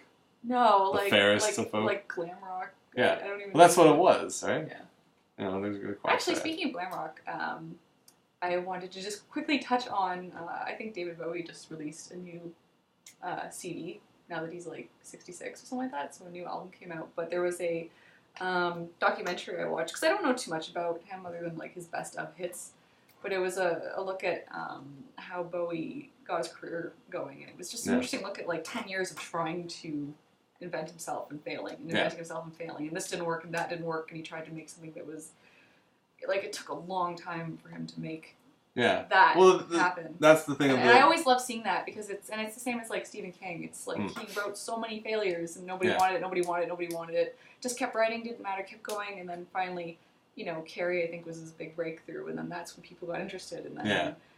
But it's that persistence which I like to tell people to like not give up, because a lot of people ask me about that, and I'm like, seriously, it's a lot of people. There's very few people that make it right out the door. I mean, there's very few people that are 27 running their own show, like Alex Hirsch, Gravity Falls. There's a lot of people that it takes you 10 years of trying and failing. And it's that thought, like, it's, if only you did that thing you did first, like, but you could never come to that, because there's no way of knowing or being in the right place at the right time. Like, all those things you did led up to that moment. Yeah, because people always feel like you came out of nowhere, but if you look at it, a lot, it's not, I'm going to suddenly be a writer. It's years of writing and trying, and maybe your works haven't quite hit the public eye just yet, but I just found that very interesting. What were we talking about? Zombies. What? No, that was at the beginning of the episode. We're talking, Kel points out here, the characters of Lord of the Rings aren't very interesting, but the Lord of the Rings as a story is strong.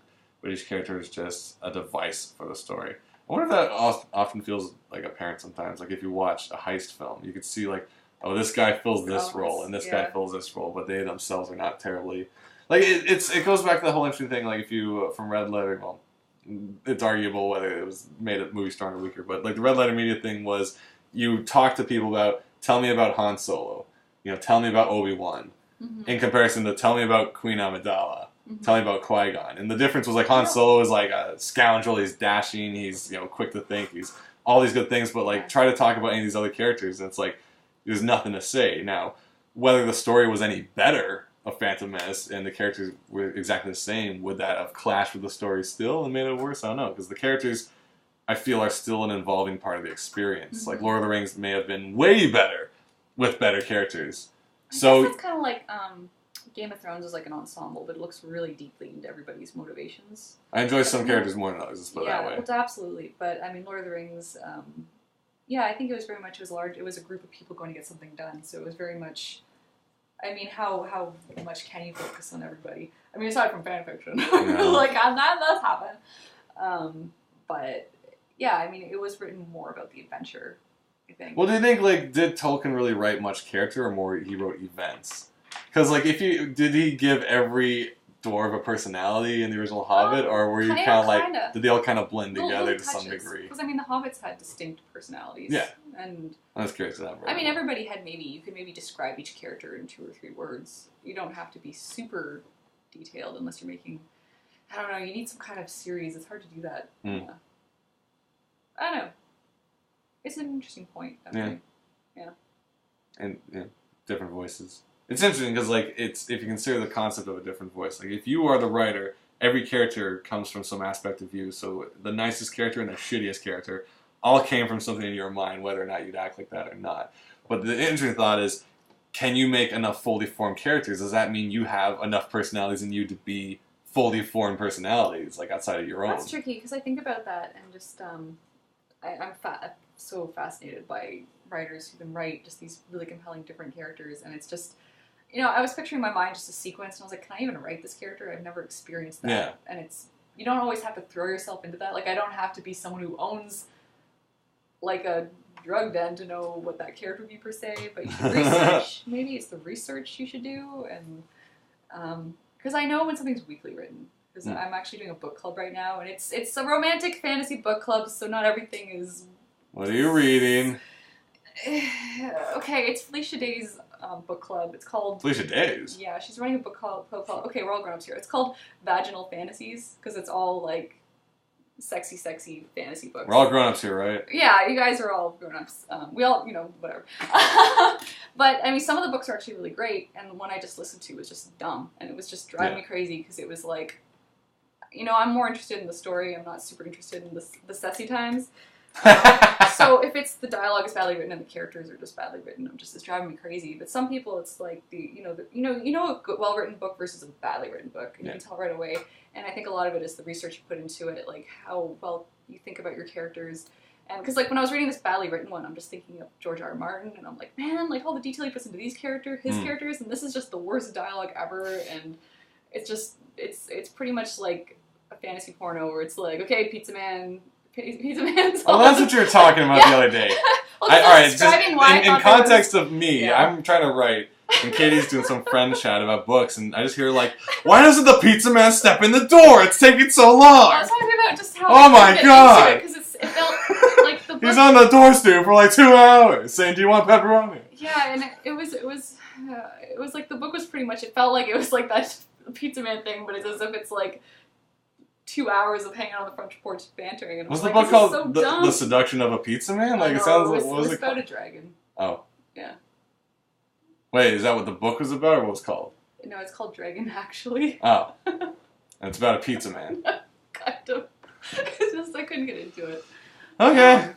But I mean, cool. just to me, it felt like the voice of the writer was maybe a little inexperienced, whereas someone who researches more and who actually called a pizza man once would know they go right in there. No, but I don't know. It's part of the job. But whenever I'm not super enjoying something, I'm always like, but I mean, because my critique was it felt like I wrote this. And yeah, that's the worst critique ever. When I'm like, I feel like I wrote this. Oh my god. But I mean, like the level of experience where it's just like, was this written in like a couple months, or was this something labored over? Like, yeah. I feel like now I want to write a story about a writer wanting to write a Pizza Man experience. And so she's like there like in her sweater with her glasses being like, so if I was to propose to seduce you, I'm not going to, but if I was, and then I could call my book writing about seducing a pizza man, and people would be like, that sounds interesting. Is it a dragon seducing a pizza man? But it'd just be this lady like trying to write a book about seducing a pizza man, and she is awkwardly trying to ask an actual pizza man how it's done. So how would you? And it'd be like this interesting story about this unlikely pair who are on a doorstep who end up against zombies and cars, and it's gonna be quite a tale. Yeah. See, that'd be me entering. I feel like I'm sort of entering my mature writing phase because I'm working on a story right now that's all like fantasy-ish elements. I'm kind of feeling like I want to be more depressing. I don't know if it's not depressing. Okay, let's step back a bit. Okay, just reading this thing it made me feel like, I feel like I'm at a point where I could work on something that's a bit more. Yeah. And I mean, not even in terms of making it like an adult book, but just like something that's. No one smiles. No, but I mean, when you're ready to just kind of get. Yeah. Going with stuff, like I don't know. Well, yeah. I don't know. Like I just feel like there's another story I'm working on that deals with more. I'm not gonna say like darker issues, but it's not a jolly tale. Yeah, like it's I have just a like stories a that narrative. Are a bit more bleak. Yeah. And it's I hesitate because oh no, I gotta do more goofy stuff, but it's I want to just do that stuff anyway, and you should just tell those stories and just. Yeah. Well, that's the thing. I'm also looking for the format because I never really enjoyed writing just for something to be read. Because I always feel like, in my experience, when I read other people's stuff, I always feel like I'm doing it wrong. I'm like, this isn't how you pictured it, is it? So that's why I always tend to go for like the radio play route or the comic route, where I assist slightly by adding more elements, as opposed to the narrative trying to explain, no, it was like this, damn it! Like, she wore this color, and it was quite dashing. Like, it feels like sometimes narrative to me feels more like trying to get the point across way too heavy, like more exposition than just getting to the story. And that's why I find I like stuff that's not super descriptive. Yeah, like I find too much descriptions like they just needed to get on paper and like, my god, I wish this was a picture book. Okay, she wore a flowing gown and the moon was just so, you had to be there. It's just, you just want to get to the point. But that's descriptive narrative. That's an art form. I don't enjoy descriptive narrative, maybe. Yeah, I think you enjoy kind of, what did the character look like? Like Harry Potter. He's got messy hair. Where am I? He's skinny. He's got big glasses. Okay, Hermione. She's got bushy hair. Or my favorite thing, which I intend to do with something, is I do descriptive narrative, but sparsely throughout the story. So halfway through the story, it's like he readjusted his eye patch. You're like, wait, what? He has one eye? Like, why didn't you mention that earlier? That's a little. It's like after he put his peg leg back in. You're like, what? This is the last chapter. His third head smiled and said hello. Yeah. Yeah, I think that's something for a short story. But I know I have read books where I've been driven insane by how beautiful her cerulean eyes were, and I'm just like, I don't care. Like, I remember reading one book that was just describing how beautiful everybody was, and it was driving me crazy. And oh my gosh. I'm like, I don't, just tell me the story. She was just a vine. What? And maybe that's what So that'd be my narrative. What? It's like, I'd be this very unbiased narrator who just gets right into it. And it's just like, oh my, if only you, I could, oh, it was the best food. it was. It was, I can't even. Apparently Claire is also in the same phase of writing. Mm-hmm. Wants to, like, do more on the silly business. Yeah. Well, I mean, like, I just want to do a lot of stuff. Yes. There was actually and I'm kind of bummed I wasn't able to get, Kel knows about this one, I think. There's a horror fantasy comics that's being put together, anthology, by Spike, I think her online handle is. And I really wanted to submit something for it because I've had this horror idea, and like I'm really intrigued by horror comics. Yes. Because, I mean, it's like we were talking about with the male manga. Not the male, but male. Okay, male. The mailman. It's this comic called Male, and it's a bunch of short stories. Oh my god. It's very much, it's Japanese horror, so it's very much the creepy, with tea. you know, hair in front of the face and just creepy things, but I think it's really well done because it sets uses, up the page, the reveal, very good. The character will turn, and you'll turn the page, and there'll be like a picture of a whole room, and you're looking for where the creepy thing is. And there's one and little it's in thing, the and corner, you're like, and it freaks you out, and it's I love it because it uses. And it's a little book. You're like, it uses the comic format and composition great for that, and I love the page turn freakouts. It's the only comic that I've turned a page and like, drop the book. Oh my god, check out Mail if you haven't seen it. And I mean that's why I really recommend it because I really like it. And people also mention, I think, is it Spiral, another manga? I tried. It's so spooky. Goofy. I think it's spooky, but I don't. It's the silliest of horror comics. Yeah, it's I like spirals. It reminds me of drifting classroom. And in the end, he's like, "Now I'm a spiral," and you're like, "I guess that's scary." Yeah, or the other. Her face has a spiral, and I'm like, "How does this physically make sense?" There was one that was spooky, where it was all the cutout figures in the clip wall. That was eerie. It was slightly eerie. Dumb. It kind of had some silliness. It was all like, "I think this one's for me." Okay. No, but it was creepy. It was creepy. And I love that creepy manga. Yeah, creepy manga. So there's some masters of it. There's some schlockers out too. Their stuff is funny because I know you and I picked up Drifting Classroom because it's a classic. Drifting Classroom is hilarious. It's so everyone's bad. like, "Oh my god!" It's the classic grade school horror where all the kids are like, "Ah!" all the time. And just freaking out, I mean, and you're the like... thing with Male, I don't like when because towards the end he starts getting really, He gets more gory than he gets gory, eerie. and I don't like gore, I like... Gore is a different kind of reveal. Yeah, because he was kind of going towards his other series, the Corpse Delivery Service. I still enjoy them, those are interesting. Which is interesting because they reanimate people, and it's kind of... It's dark, but it's kind of quirky. Yeah. So I think he was going towards that, but I don't like gore.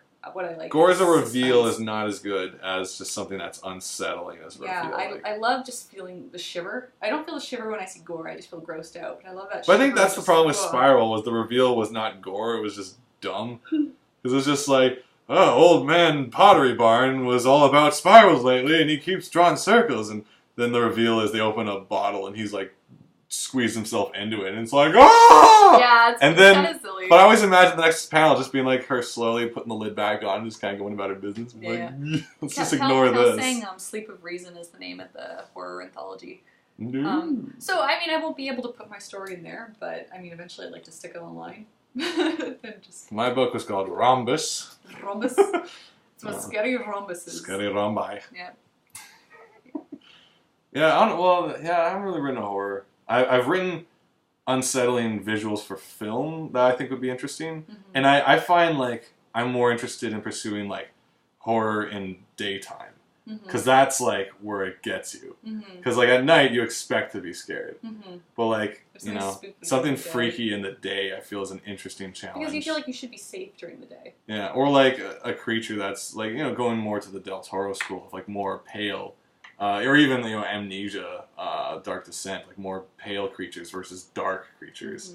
Because there's something equally as unsettling, because, like, the paleness reminds us, like, of a lack of life, a lack of blood flow, a lack of, and I feel there's might be a little more interest to that, as far as my writing is. Who knows? Yeah, I find it a really interesting challenge. And I like horror stories, so I'm like, how would we do it?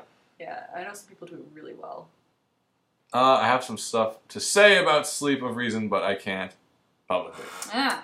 Well, thank you for that contribution, Kel. This is a talk show, after all.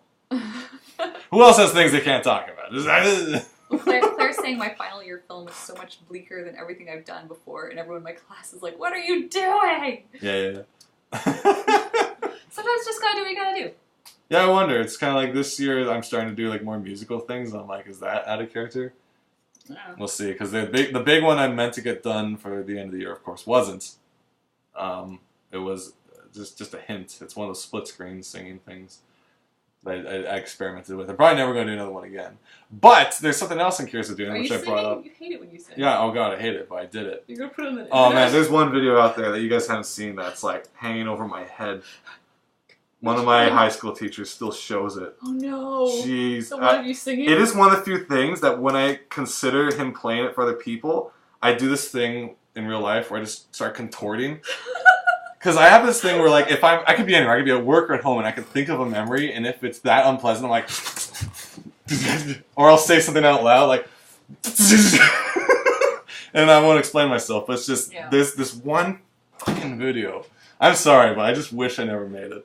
It was for another class, and God, it's not bad. so Essentially, bad. it's just he's singing. It's god awful. Like he's made a music video, and oh Lord, like it was well researched, but God, I could not. I wish it didn't exist. Yeah. There's few things which I wish I didn't make. It's kind of like if someone taped you at an audition singing, and then now. Well, yeah, that's like when they released those like, oh, here's the actor audition videos, like they weren't meant to be seen, and I don't mean the ones who got cast. I mean the guys who didn't get it. We're so bad at acting. Here's someone else who tried to be Han Solo. And it's like, well, now, of course. Leia. And you're like, what an asshole! You know, I don't want to be that guy. That's his fault. Oh, man. I know, like, someday it's going to come out. Not on the web, but, like, it's going to be, like... Where you make it big, and then it's like, oh, but now look what Shaggy Sean... Look what he... Well, it's kind of like when it's like, did you hear the president... did drugs as a kid? It's like, oh, how is he our president now? What a horrible person. And it's like, I feel like this video is going to come and be like, oh, you've accomplished so much and you did this. Oh, but there's that video you did as a child. And then the screen comes down, you're like, let's play it to remind everyone why I'm not giving you this money. I'm like, no, you bastards. That's awful. I don't know how we got to this. Okay, singing. So, there's one thing that came up. I don't even know why I did this. Okay, I do know why, actually. The other day, Jerry was playing the Cheers theme. Oh, yeah. And since I've been watching a lot of Friends for some reason on DVD, I was trying to sing the Friends theme to Cheers. As just I didn't record this, don't worry, that's never gonna happen, as a mental experiment. And it is really hard to do it off the cuff because it's like da da da da da da da da da da. So you didn't know that life was gonna turn out this way. Da da da. Your dollar joke, you broke, your love life in disarray or something. Wait. You're always stuck in second gear. Da na na na. Even you're a day, a week, or a year. And it's like it's really hard to do that. You know. See if someone ended up podcast with that at our Oscar speech. I'd be fine. That was so. But then I did some other ones the other night, and I was thinking of recording it, but I might not. Has to do with Sailor Moon.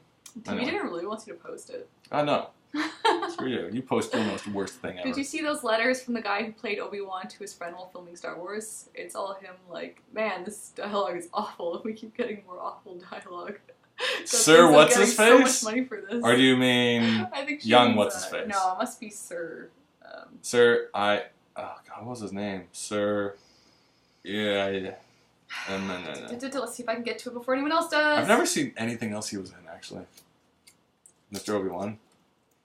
Like, a lot of those guys are classical actors. Like, the guy who plays Moff Tarkin, or maybe? Alec Guinness. Alec Guinness. Sir Alec Guinness. Obi-Wan. Yeah, I've never seen him in anything else. But was he, like, really, like, writing lines like, oh, probably. Dialogue's horrible. So he's basically Ian McKellen in Transformers, or Hugo Weaving. Yeah, bashing... Yeah. Technically, he wasn't bashing it too bad. Well, he was kind of like, meh. Oh, yeah, of course. Peter Sellers? Wasn't Peter Sellers was Obi-Wan? I wish. There's a dim on the space station. And he jumps off the edge of the platform. He walks off. Obi-Wan! Wrong way! I need to watch more Peter Sellers stuff. Yeah. I gotta actually watch Dr. Strangelove. Haven't done that yet. Wait, no, why did I say that? Yeah, Jim. Why did you say that? Peter Sellers is Obi-Wan. But that being said, that opens up an interesting can of worms. How did we get here? I don't know. Where are we going? What is happening? We have like 20 minutes left, or sooner since we started. What's going on with 2015? What? What is this The year? happening? It's not 2015. 13. Thank you. I said 13. Okay, I thought you said 15. How How are you guys enjoying the new year so far? It's been what's just... up? I still have organized stuff on my to-do list. Although I sort of started organizing stuff. I feel like I've now got myself a fancy calendar with absolutely nothing on it. Hey, there you go. You can see it right here. It's got nothing on it. Awesome. I feel like I've been somewhat diligent with the New Year's resolutions thus far. I've definitely cut back on buying stuff for myself that I don't need. That's good. And it's hard, man. You get tempted. You're like, oh man, that Whopper, or those nuggets. But no, I say the nay. Like I stray from them. My lunches have been like soups for the past while. You know.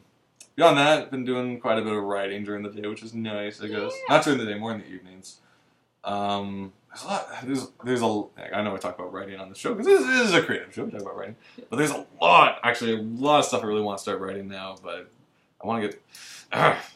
I could actually take a break coming up soon. I did a bunch of overtime, so I can actually take a week off. I did like a week worth of overtime over the holidays, and so I can now either cash it out for like a trip or use it just to write for a week, which would be, and see all the movies for a week. I'd be like, all right, Skyfall, all right, the Guardians, you know, it'd be an interesting week. We'd finally catch up on everything. Lincoln. Creeper says, yeah, my one to do is to actually draw some stuff. Yeah. I just spent a ton of money on things I don't need. After the new year, dude, you're supposed to do that during Boxing Week. You know, that's when you regret it after the fact. You're like, next year's gonna be different. I won't do this again. You know, like things like I feel like last year I achieved some decent stuff. Where like I got the phone bill lower because I got a different plan. Yeah, I switched web suppliers, so I saved a couple bucks there. Like it's all these little things to save money. You know, you gotta do that to like, you know, prepare for the future, or just have some extra cash to blow on some trip or like Hong Kong. Yeah. Oh yeah, or printing and stuff too. You know, this stuff costs. So printing costs. A couple books we need to. Yeah, a couple things we gotta do. But you know, so far I feel like I have not yet failed myself as quickly as last year's resolution. That's good. Where I was like, I'm gonna write an article every month and do a video. I'm like, hey, crap. At least it was worth an effort, worth a shot. Creepy was saying I slacked off the entire last year. It seems. Calvin saying, no, you're doing it during New Year because that's when things are discounted. Oh, really? Do the post-Christmas sales and stuff. Yeah, there are a lot of sales. I guess, oh wait, do you guys have Boxing Day where you all are? Because apparently it's more of a Canadian concept. Oh yeah, because you guys have the... Well, the American thing was Black Friday, which we're finally adapting because so many people were crossing the border anyway. Fantastic. And so we adapted by not having as good sales. There you go. Thank you, America. But yeah, there's a lot of New Year's sales too. I've been noticing, like some websites for like audio plugins. Like if you guys use Waves, if you like to drop $900 on audio plugins, hey, now it's only $600. So you can like go do that. I actually messed around with something from Waves. A thing called Waves Tune, which is basically an auto tune software. And you know, you can do the crazy T-Pain stuff where you like overdo it, but if you do it subtly, it's actually pretty impressive how you can mess someone's sentences around. Because if I go, I went to the park today, you can grab all those, the Hyde Park, and went, and change it up to the same note, and be like, I went to the park today, and no one would notice, because it's not as heavily distorted. You know, there's some fascinating stuff in the audio world, which I could get into, but this is a creative show, not an audio show. Audio's creative. Nah. I only used it today. I'm not too good at it. I was just messing around. Then I just started ending, like, reverb filters, like the bathroom preset. Well, I'm that's like, my favorite. he's auto-tuning in the bathroom. This is what I do during my days. I'm productive. Creeper was saying a yamless Thanksgiving is hardly Thanksgiving at all. I've been having, what's that soup? Cream of squash? Butternut squash. Butternut squash. Is that the same as yam? No? No, it's better. Damn it. Yeah, we have butternut squash. What's a yam versus squash? Yam's tartar. Really? Yam's kind of like being punched in the nose. Huh. I think someone's raiding our recycling bin again. I see. We get Thanksgiving done ahead of schedule. Yamless. Unless you're making yams, because apparently I'm terrible at it. there's probably a whole plethora of recipes out there to help the holidays. Yeah. Kel's saying there was a thing online that lets you hear what someone with a cochlear implant hears. That did you also know? Sorry, this is a bit of a segue.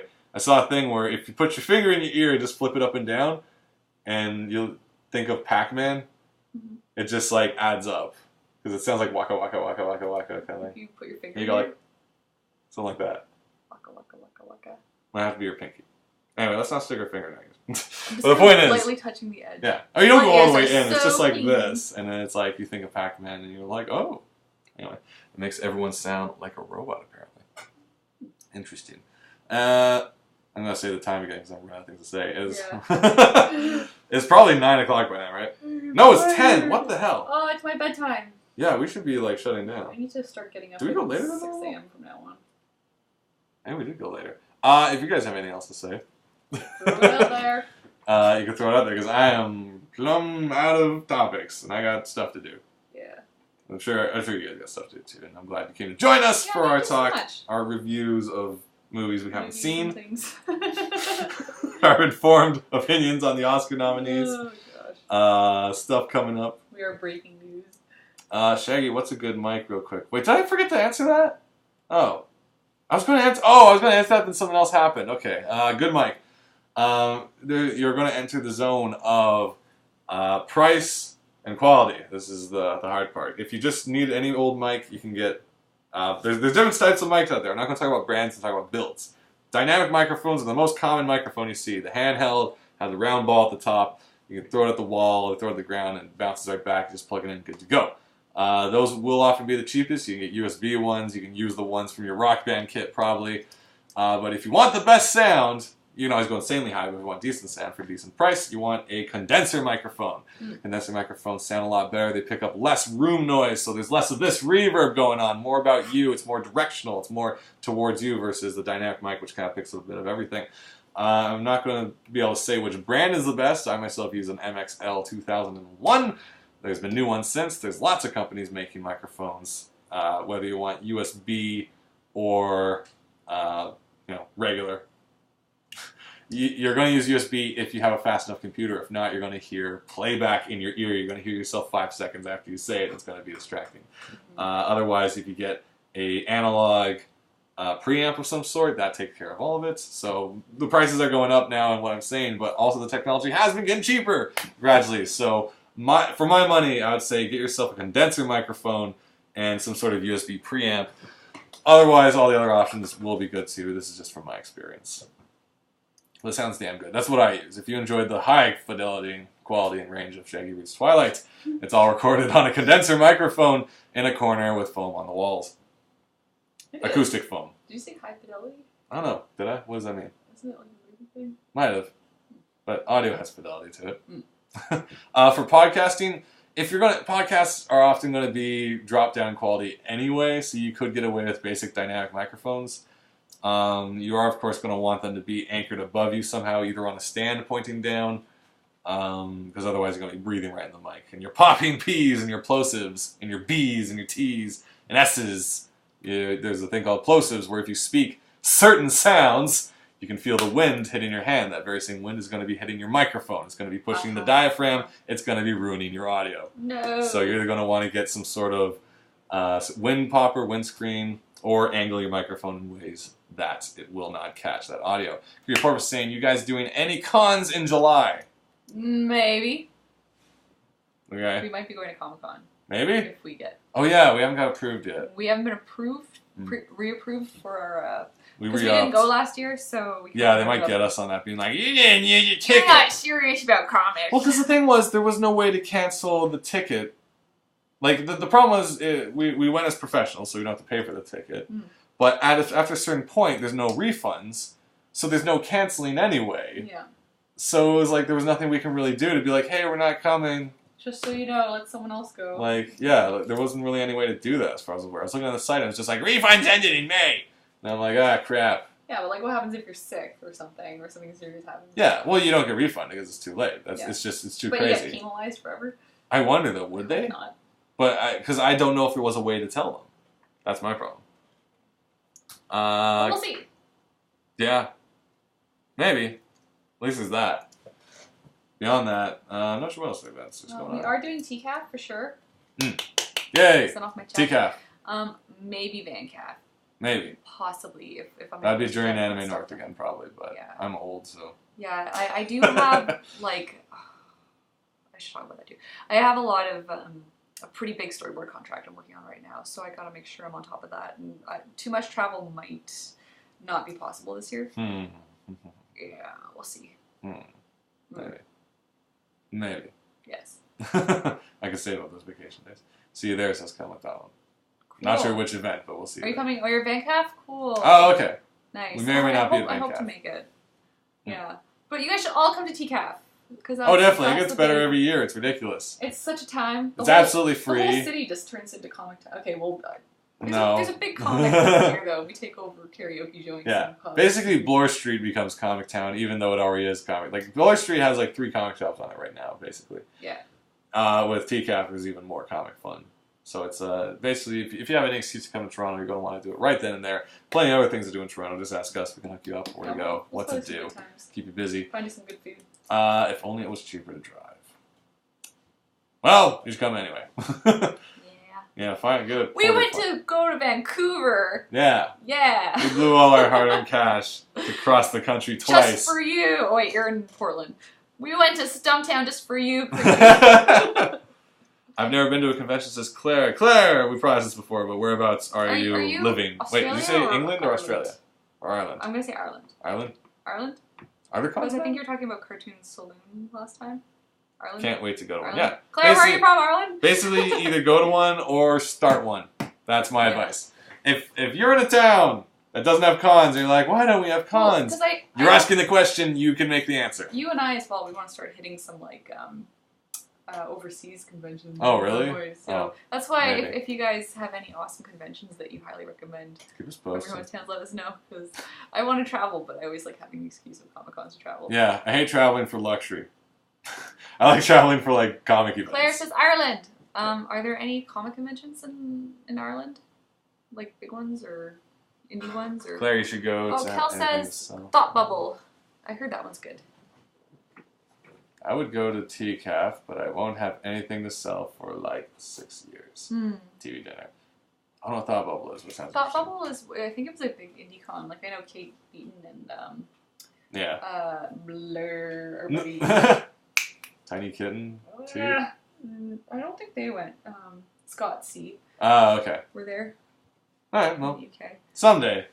I think we need a couple more books under the belt before we do that. Yeah, If I we just really go- want to do Angoulême at some point. What's Angoulême? The one in France.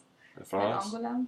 Angoulême? Village. Is it? It's big indie convention. Beautiful comics. Okay, cool. Beautiful. When we come there with our little book and they're like, what is this tiny printed book? We need the big book. Well, then we just print it big. Yeah, we just make the Silly Kingdom Euro edition, so it's like, hardcover, colored. Yeah, so we can read it on the bus and everyone knows it. And they have this giant kids book on their lap. It's like, I love it.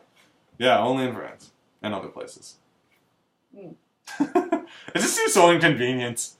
These giant, delightful books. Like, they're nice for the art, but not for traveling. I'm gonna slip it in my friggin' tote bag. Kel says Tiny Kitten Teeth went to Thought Bubble. Of course they did. Awesome. Oh, see, I called it. Those are great, folks. Oolum is amazing. I don't know what Oolum is. We're basically wrapping up on the hour, or because we're almost at 2 hours. So if you guys have any other questions, throw it to us now, because we're kind of like tapering off here. We're just like reading now. There's less of a talk show. It's more of a waiting. I know, we're more reading people's stuff. Kel says Angoulême is a town that gets covered in comics. I like that. Only focus Claire on anime. says, yeah, the one in Ireland are small ones that focus on anime. Well, Claire, sounds like you got to start your own Comic-Con in Ireland. Yeah, it's pretty easy. You just grab a hotel, bring a couple friends, talk about anime, and you're good to go. Get a couple costumes. But she says they do have anime. Oh, wait, what does she want? Other stuff. More stuff. Get a couple friends, bring some other stuff, talk about it, and that's basically the origins of conventions. The origins of conventions was people who had a passion together. They knew people from other schools, and they shared VHSs of counterfeit and ripped off stuff from other countries to share with each other. And once a year, they'd all finally get together after pen-paling it for so long and just sit around and talk. And there was no big performances and big Q&As, and maybe in a few years, A few years, they eventually got a local celebrity. Maybe the guy who's from the local sci-fi night movie thing would come by and be like, "Hey, this rowdy, raunchy zombie guy. I don't know what his name is." I like raunchy zombie guy. and they do a Q&A with the local flavor. And then eventually things got bigger and bigger and bigger. And then you had San Diego Comic-Con. So everything starts small. It goes somewhere, but you got to start somewhere. Yeah. So I want a group of... ClareCon can happen. ClareCon. Yes. You can invite us as a guest and please, pay for our we flight. will come as a guest. It'll be great. For the first time, we'll be paid to be somewhere. I would love that. At ClareCon 2015. Amazing. I am in. I'm marking it on my calendar. We'll be there. Oh, that'd be delightful. We expect fancy times. Yeah, cons are interesting. I like cons. I want to travel some more. mm. I want to go to Kauai Con. Hawaii. Hawaii? Yeah. How much is it to go to Hawaii? I saw it was like $2,000 recently. It's expensive. Fly from Hawaii. Yeah. Kauai Con. Someday. But for now, all we can do is say, buy our book. If you haven't already. 99 cents. 99 cents. Copy. Only a digital copy because the print copies were clean out. And probably not going to reprint until some new books come along. Yeah, which hopefully for TCAF. Like, I have to schedule my next couple months because we have to get that anthology out. Yes. ASAP. Mm-hmm. It has to go to print in April. Oh. What day is it? It's January. Excellent. And then Silly Kingdom needs to be ready to go. Mm-hmm. And I really want to print Shomuggies. Oh, okay, that's cool. So I need to talk to... I think Flux Fox just left. So I need to talk Damn to it. him. Flux Fox. Oh my gosh, Claire's going to make cupcakes. Perfect. It's done. That's all you need. Claire Cupcake Con 2000. It's Claire Cupcakes and comics. I mean, that is the best. That's a trifecta of exactly what I need at a convention. And napkins, because I don't want, like, cupcake all over my I don't comics. really want to get icing. So Claire's Cupcakes, Comics, and Napkins Con. That's really cute. And therefore, your local, like, napkin artisans can come and bring their wares. No. All the comics are napkins. And the punchlines are in the cupcakes. Yeah. So you read the first half, you go, hum, and you wipe your face, and you're like, I get it. This is Perfect! You might be ahead of your time here. Maybe. Cupcake conventions are, not a thing. So that's raunchy zombie. Yes, raunchy zombie. Silly Kingdom, of course. You want to go to sillykingdom.com. The website's working again. Hey, that's what you get for bad customer service being found out by the company, and the other guy going, I'm so sorry for that, dickhead. Yep. You get your way. So. You get your way where you go, there's that. Of course, you can always check out and subscribe to the Facebook. Shanahanigans, SHANAHANIGANS. I wonder, because we mentioned stuff, should we post more stuff to the Facebook? Because we're like, you guys gotta check out this video. We should do that. And then we never I usually say Facebook because that's where we just post when this show's happening. We're like, hey, 5 minutes. Because I remember we were talking about, at some point we were talking about G.I. Joe PSAs and just bad kids' toy commercials from the 50s. I think the problem is we need, like, someone to, like, basically make notes of everything we talked about because I forget everything we ever say. Yeah. So it's like if we said something like, "Oh, you have to check out this video," I could keep on top I need someone else to write this video. On Facebook, we do post people's awesome fan arts and things like that, so that does go up. We have some really funny comic pieces and just crazy little meme things, but we don't post a whole lot ourselves. I mean, I think we post mainly we post on our own stuff, like but when we're the Shanahanigans is more for comic stuff, there, so and I think when we're maybe when we're actually making more comics, we'll be posting progress of comic pages and things on the Facebook. So it's a little bare bones now, and we won't ever overload you guys, but that's the place you want. You have no fear of being overloaded. Maybe says I need to get a comic hammered out so I can be invited to cons. Me too! I want to be an invite. But if you think the Facebook is barren, you can always check out the Tumblrs, of course. Shaggy Shan, Katie Shy. Our Tumblrs are full. Your Tumblr is hilarious. I honestly, I just repost everything that, like, Blackpool posts because she finds you know what? If you guys are on Tumblr, follow Blackpool. It's Blackpool. Blackpooled, right? I think. Recently, she's a friend of a friend, and she posts the best. She was recently, well, not recently. It was in 2011. It was in a photo shoot for Panty and Stockings, so she posted up like cosplay photos. So that's there, but mostly she posts like adorable animal stuff, Lord of the Rings stuff, Doctor Who stuff, and I just tend to repost everything. It's kind of like the best of geek culture. Yeah. But beyond that, like I find random videos and TED Talks and things that you'd like to check out. Basically anything I enjoy, you'll find on my Tumblr. You can follow the Twitters, of course, as well. Katie Shy, Shaggy Shan. The Twitters are basically my moods at the moment, and if I'm like, that was witty, follow follow that there. So you got 2 distinct different things. There's no rehash. I do not repeat anywhere. I make you guys spread far and wide to find what I'm up to. Beyond that, you can also check out the YouTube channel, Shaggy Shan on YouTube for talking to the camera. There's I don't have YouTube. supposedly new episodes, who knows. We can also check out the Shanahanigans.live YouTube, which backs up all these episodes, because live stream is free right now, and thus we cannot back up anything at all, because we have no storage space. So check out that there. There's also travel videos and any conventions on there, so please subscribe to that. Ooh, I forgot to mention, February 2nd is the tea convention in Toronto. So get your red velvets and your herbal It's at the same place grays. as TCAF. It's at the Toronto Reference Library. And if you're into tea, it's the whole convention about tea. When is it? So, February 2nd. So tee off. Our sister Heather and our friend really? Adriana. Are you dressing up? We're gonna cosplay as our favorite tea. Oh my god. I don't know what mine is. I'm gonna dress up as like a Halo Spartan and teabag people. It'll be appropriate. Oh, it's gonna be so classy. It's gonna be delightful. It's gonna be a tea old time. Master South says Blackpool set to private on Twitter. I don't follow Tumblr. the Twitter. It's go, a Tumblr. Go to Tumblr. It's a Tumblr. Yeah. Yeah, tea. I've been wanting to go to one of those wedding conventions just so I can try some free cake. They're kind of creepy. Okay, I'm not gonna do that. I'm gonna go. Wait, there was chocolate convention in Toronto. Oh god. We missed it. We did. That sounded like the best. Next time. There's lots of events in Toronto. There was a chocolate convention, but it was like canceled or something. It was too much chocolate. Too much. Oh, but Winterlicious is coming up. Yes, Winterlicious. If you're in Toronto and you want to go to you restaurants that are usually snobby and expensive, yeah, there's this thing you that can happens. bumble on in now. Plebs, what are we plebs? Us plebeian Us rebel rousers. Us prolarian plebs. We can afford to eat where the rich people eat, so they make food a little bit cheaper and smaller portions. They're much smaller in a shovel.